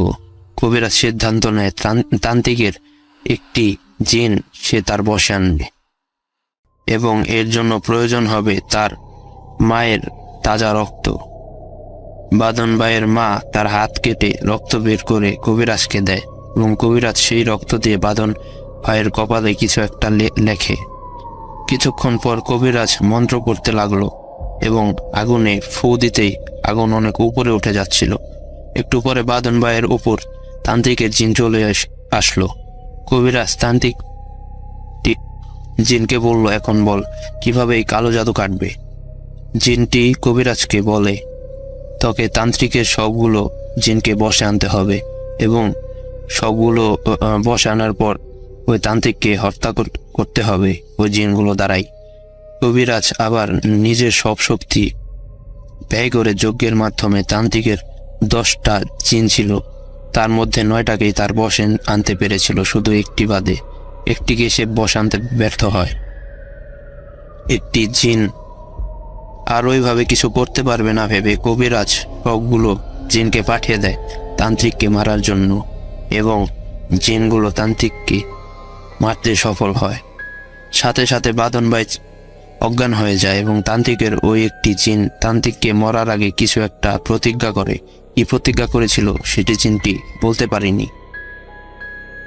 তারপর থেকে বাঁধন ভাইয়ের স্বাভাবিক আচরণ শুরু হয়। কয়েক মাস পর বাঁধন ভাই টের পায় তার ঘাড়ে যে জায়গায় ওই বাচ্চা মেয়েটির লালা পড়েছিল ওই জায়গাটি পচতে আরম্ভ করেছে। অনেক ডাক্তার দেখালো তার জায়গাটির ক্ষত ঠিক হয় না। একদিন রাতে বাঁধন ভাইয়ের খিঁচুনি উঠে যায়। আমরা সবাই মিলে ধরাধরি করে অ্যাম্বুলেন্সে উঠাই এবং রওনা দেই ঢাকার ভালো একটি হসপিটালের উদ্দেশ্যে। অ্যাম্বুলেন্স চালু হলো, গ্রাম ছাড়েনি তখন। রাত তখন 12টা বাজে। হঠাৎ করে চালক লক্ষ্য করে অ্যাম্বুলেন্স অনেক ভারী লাগছে। অ্যাম্বুলেন্সের স্পিড তখন 70-80। অ্যাম্বুলেন্সের ছাদে কিছু পড়েছে কিনা এটা দেখার জন্য চালক ব্রেক চাপলো। অ্যাম্বুলেন্সটি তখন ব্রেক হচ্ছিল না, বরং স্পিড আরো বেড়ে যাচ্ছিল এবং অ্যাম্বুলেন্সটির ছাদে জোরে জোরে কিসের যেন আওয়াজ হচ্ছিল। বড় হাতুড়ি দিয়ে আঘাত করলে যেমন শব্দ হয় ঠিক তেমন শব্দই। আমাদের বুঝতে আর বাকি রইল না আমাদের সাথে স্বাভাবিক কিছু হচ্ছে না। একটু পর সব ঠিক হয়ে যায় এবং 7-5 না ভেবে ভাইকে হাসপাতালে নিয়ে গেলে ডাক্তার তাকে মৃত ঘোষণা করে। এটি হয়তো সেই প্রতিজ্ঞা সেই জিনটির। আমাদের এই কোলা বলে, তো কোলার ভিতর আমরা জাল পাতি মাছ ধরার জন্য। তো রাসেল ভাই, আমরা রাত্রে চিন্তা করি যে দেখে আসি যে বড় কোনো মাছ বাজছে কিনা আমাদের জালে। তো এটা চিন্তা ভাবনা করার পর আমি আর আমার চাচাতো ভাই আমরা নৌকা নিয়ে হাওরের ভিতর কোলার ভিতর আর কি নৌকা নিয়ে যাইতেছি। তো যাওয়ার পরে এটা আমরা যেখানে জাল রেখেছিলাম এটা বাড়ি থেকে প্রায় 2 কিলোমিটার দূরে হবে। তো ভালোই সময় লাগছিল যেতে যেতে। তো আমরা যখন বাড়ি থেকে অনেক দূরে আসি, আনুমানিক 1.5 কিলোমিটারের মতো, তো 1.5 কিলোমিটারের মতো আসার পর রাসেল ভাই আমরা লক্ষ্য করি যে আমাদের নৌকাটি আর সামনে আগাইতেছে না, মানে মনে হইতেছে যে নৌকার নিচে কিছু একটা বাজছে। তো এটা হওয়ার পর আমরা চিন্তা করলাম কি হয়তো কোনো কচুরিপানা বা এই ধরনের কোনো কিছু বা গাছ টাছ এগুলো বাঁচতে পারে নৌকার ভিতরে। তো আমরা কি করলাম, অনেক চেষ্টা করতেছি নৌকার বইটা দিয়ে নৌকা খুঁচাই খুঁচাই আরো সামনের দিকে আগানোর, কিন্তু বাট নৌকা চলতেছে না। তো রাসেল ভাই এক পর্যায়ে আমি কি করলাম যে হাত দিয়ে দেখার চেষ্টা করি যে নিচে কি বাজলো নৌকার। তো আমি দেখি যে কিরকম যেন একটা চিকন চিকন এরকম কাঠের মতো কি যেন একটা মনে হইলো। তো আমি অনেক টানাটানি করতেছি, বাট বের হইতেছে না। তো এরপর করলাম কি, একটা বাঁশ দিয়ে আমি ওইটা টান দিলাম, মানে নিচ থেকে বাঁশ দিয়ে জোরে। তখন দেখলাম কি রাসেল ভাই, মানে যেটা দেখলাম এটার জন্য আমরা মোটেও প্রস্তুত ছিলাম না ওই টাইমে। তো দেখি যে পুরো একটা মানুষের কঙ্কাল।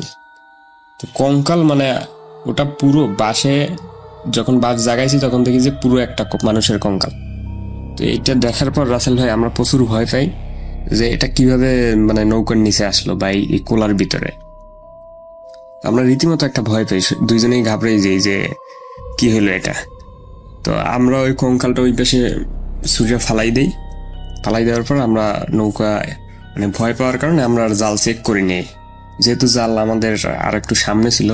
তো আমরা জাল চেক না করি, আমি আমার চাচাতো ভাইকে বলি যে তুই দ্রুত নৌকা চালা, বাড়ির দিক ফিরে যাব, জাল আজকে চেক করবো না, জাল কালকে সকালে চেক করব। তো এইটা বলার পর ও দ্রুত নৌকা চালাইছে। তো ব্যাক করার চেষ্টা করছি আমরা। তো নৌকা চলতেছে আর এক পর্যায়ে আবার এরকম হঠাৎ নিচে কি যেন একটা বাজলো, নৌকা আর চলতেছে না। আমরা অনেক ঠেলাঠেলি করতেছি, নৌকা বইটা দিয়ে অনেক চেষ্টা করতেছি, বাট নৌকা যাইতেছে না। তখন আবার সেই আগের মতো বাঁশ দিয়ে সেম ভাবে আবার নিচে দেখলাম কি আছে। তো দেখি যে কিছু একটা বাজতেছে বাঁশে। তো ওইটা আমরা আবার জাগাইলাম, লাইট মাইরে দেখি যে সেই একই ঘটনা, আবার কঙ্কাল। তো রাসেল ভাই এইটা দেখার পর আমরা দ্বিতীয়বার মানে মোটেও প্রস্তুত ছিলাম না যে এরকম একটা ঘটনা আমাদের সাথে আবার ঘটবে। তো আমরা তখন নিশ্চিত হয়ে যাই যে এটা প্যারানর্মাল জাতীয় কিছু। তো রাসেল ভাই এক পর্যায়ে আমরা ওইটাকেও সাইডে পাক্কা মারি, সাইডে ফেলাই দিই আর কি। তো ফেলাই দেওয়ার পর আমরা নৌকা আরো জোরে চালানোর চেষ্টা করি তাড়াতাড়ি। মানে তখন আমাদের অবস্থা রাসেল ভাই খুবই খারাপ, মানে ভয়ে দুইজনেই মানে কিছু করতে পারতেছি না যে কি করব, ভাবতেই পারতেছি না যে কিছু ওইখানে বসে। তখন আমরা একটাই উপায় দেখি যে নৌকা তাড়াতাড়ি চালানোর, বাড়ি পৌঁছানোর জন্য। রাসেল ভাই আমরা নৌকা চালাইতেছি। এইবার রাসেল ভাই একটা অন্যরকম ঘটনা ঘটে। তো আমরা দেখি কি যে মানে নৌকা চালাইতেছি সামনে, হঠাৎ আমরা যতই সামনে নৌকা নেওয়ার চেষ্টা করি না কেন, নৌকা দেখি যে রাসেল ভাই মানে নৌকা পিছনের দিকে আসতেছে। মানে আমরা নৌকা বইটা দিয়ে চালাইতেছি সামনে, বাট নৌকা আসতেছে পিছনের দিকে। মানে আমাদের যেখান থেকে আমরা ব্যাক করে আসছি ওদিক নিতেছে আমাদের নৌকা। তো রাসেল ভাই, তো এই ঘটনা ঘটার সাথে সাথে মানে আমরা রীতিমতো অবাক যে এটা কিভাবে সম্ভব। এটা নৌকা আমরা চালাইতেছি সামনের দিকে, বাট নৌকা যাইতেছি পিছনের দিকে। তো এই পর্যায়ে আমরা অনেক ভয় পাওয়ার পর আমরা কি করি যে আমাদের কাছে রাসেল ভাই যে বাঁশ ছিল, একটা নৌকায় বাঁশ থাকে সবসময়, তো ওই বাঁশটা আমি মানে মাটিতে কুপে দিছি। ওটা মাটিতে দেওয়ার পর ওইখানেই ধরে রাখছি বাঁশটা, যে নৌকা যেন আর যাইতে না পারে। আমরা দুজনেই বাঁশটা শক্ত করে ধরে রাখছি। তো এক পর্যায়ে দেখি যে না, নৌকা থামছে, নৌকা আর যাইতেছে না। তো বাট তখন দেখি রাসেল ভাই যে বাঁশের চারিদিকে নৌকা থামছে, ঠিক আছে, বাট তার একটু পরেই বাঁশের চারিদিকে নৌকাটা ঘুরতেছে, মানে সামনেও যাইতেছে না, পিছনেও যাইতেছে না, ওই বাঁশের চারিদিকে গোল হয়ে নৌকা ঘুরতেছে অটোমেটিক্যালি। তো আমরা যতই চেষ্টা করি নৌকা কন্ট্রোল করতে পারি না। আর বাঁশ ছাড়িয়ে দিলে তো নৌকা ওই সেই পেছনের ওই যেখানে ঘটনা ঘটছিল ওদিক চলে গেছিল। তো আমরা কি করলাম, আমরা ওইখানে মানে বাঁশ ধরেই রেখেছি যে নৌকা সামনেও যাবে না, পিছনেও যাবে না, নৌকা ওইখানে ঘুরতে থাকবে। তো এছাড়া আমাদের রাসেল ভাই কিছু করার নেই। তো এক পর্যায়ে আমরা এরকম ক্লান্ত হয়ে যাই, মানে আমাদের আর কন্ট্রোল করা কোনোভাবেই সম্ভব নয় নৌকা। তো এক পর্যায়ে আমরা ওইখানেই মানে আমার যে চাচাতো ভাই ছিল ও এক পর্যায়ে মানে ভয়তে বেহুশ হয়ে পড়ে যায়। তো আমি তো একা তখন, আমি তখন অনেক ঘাবড়ে যাই যে কি করব এখন। তো রাসেল ভাই আমরা এত রাত্রে যাওয়ার কারণে আমাদের কাছে শুধু টর্চ লাইট ছিল, কোনো ধরনের মোবাইলও আমরা নিই নি, মোবাইল বাড়িতে রেখে গেছি চার্জে দেওয়ার জন্য। তো এখন আমরা কাউকে ফোন দিতে পারতেছি না, করতে পারতেছি না। তো এক পর্যায়ে এরকম করতে করতে রাসেল ভাই আমি বাস ধরে রেখে আমি বাস ছাড়িনি। তো যখন রাসেল ভাই ভোরবেলার আয়োজন দেয় তখন দেখি যে মানে অটোমেটিক্যালি নৌকা আর ঘুরতেছে না, মানে ভোরের আলো ফুটছে যখন ফজরের আয়োজনের সময়, যে দেখি যে নৌকা আমাদের কন্ট্রোলে। তো আমি এক পর্যায়ে কি করি, নৌকায় বসে পড়ি, বসে পড়ে মানে দীর্ঘ একটা নিঃশ্বাস ছাড়ি।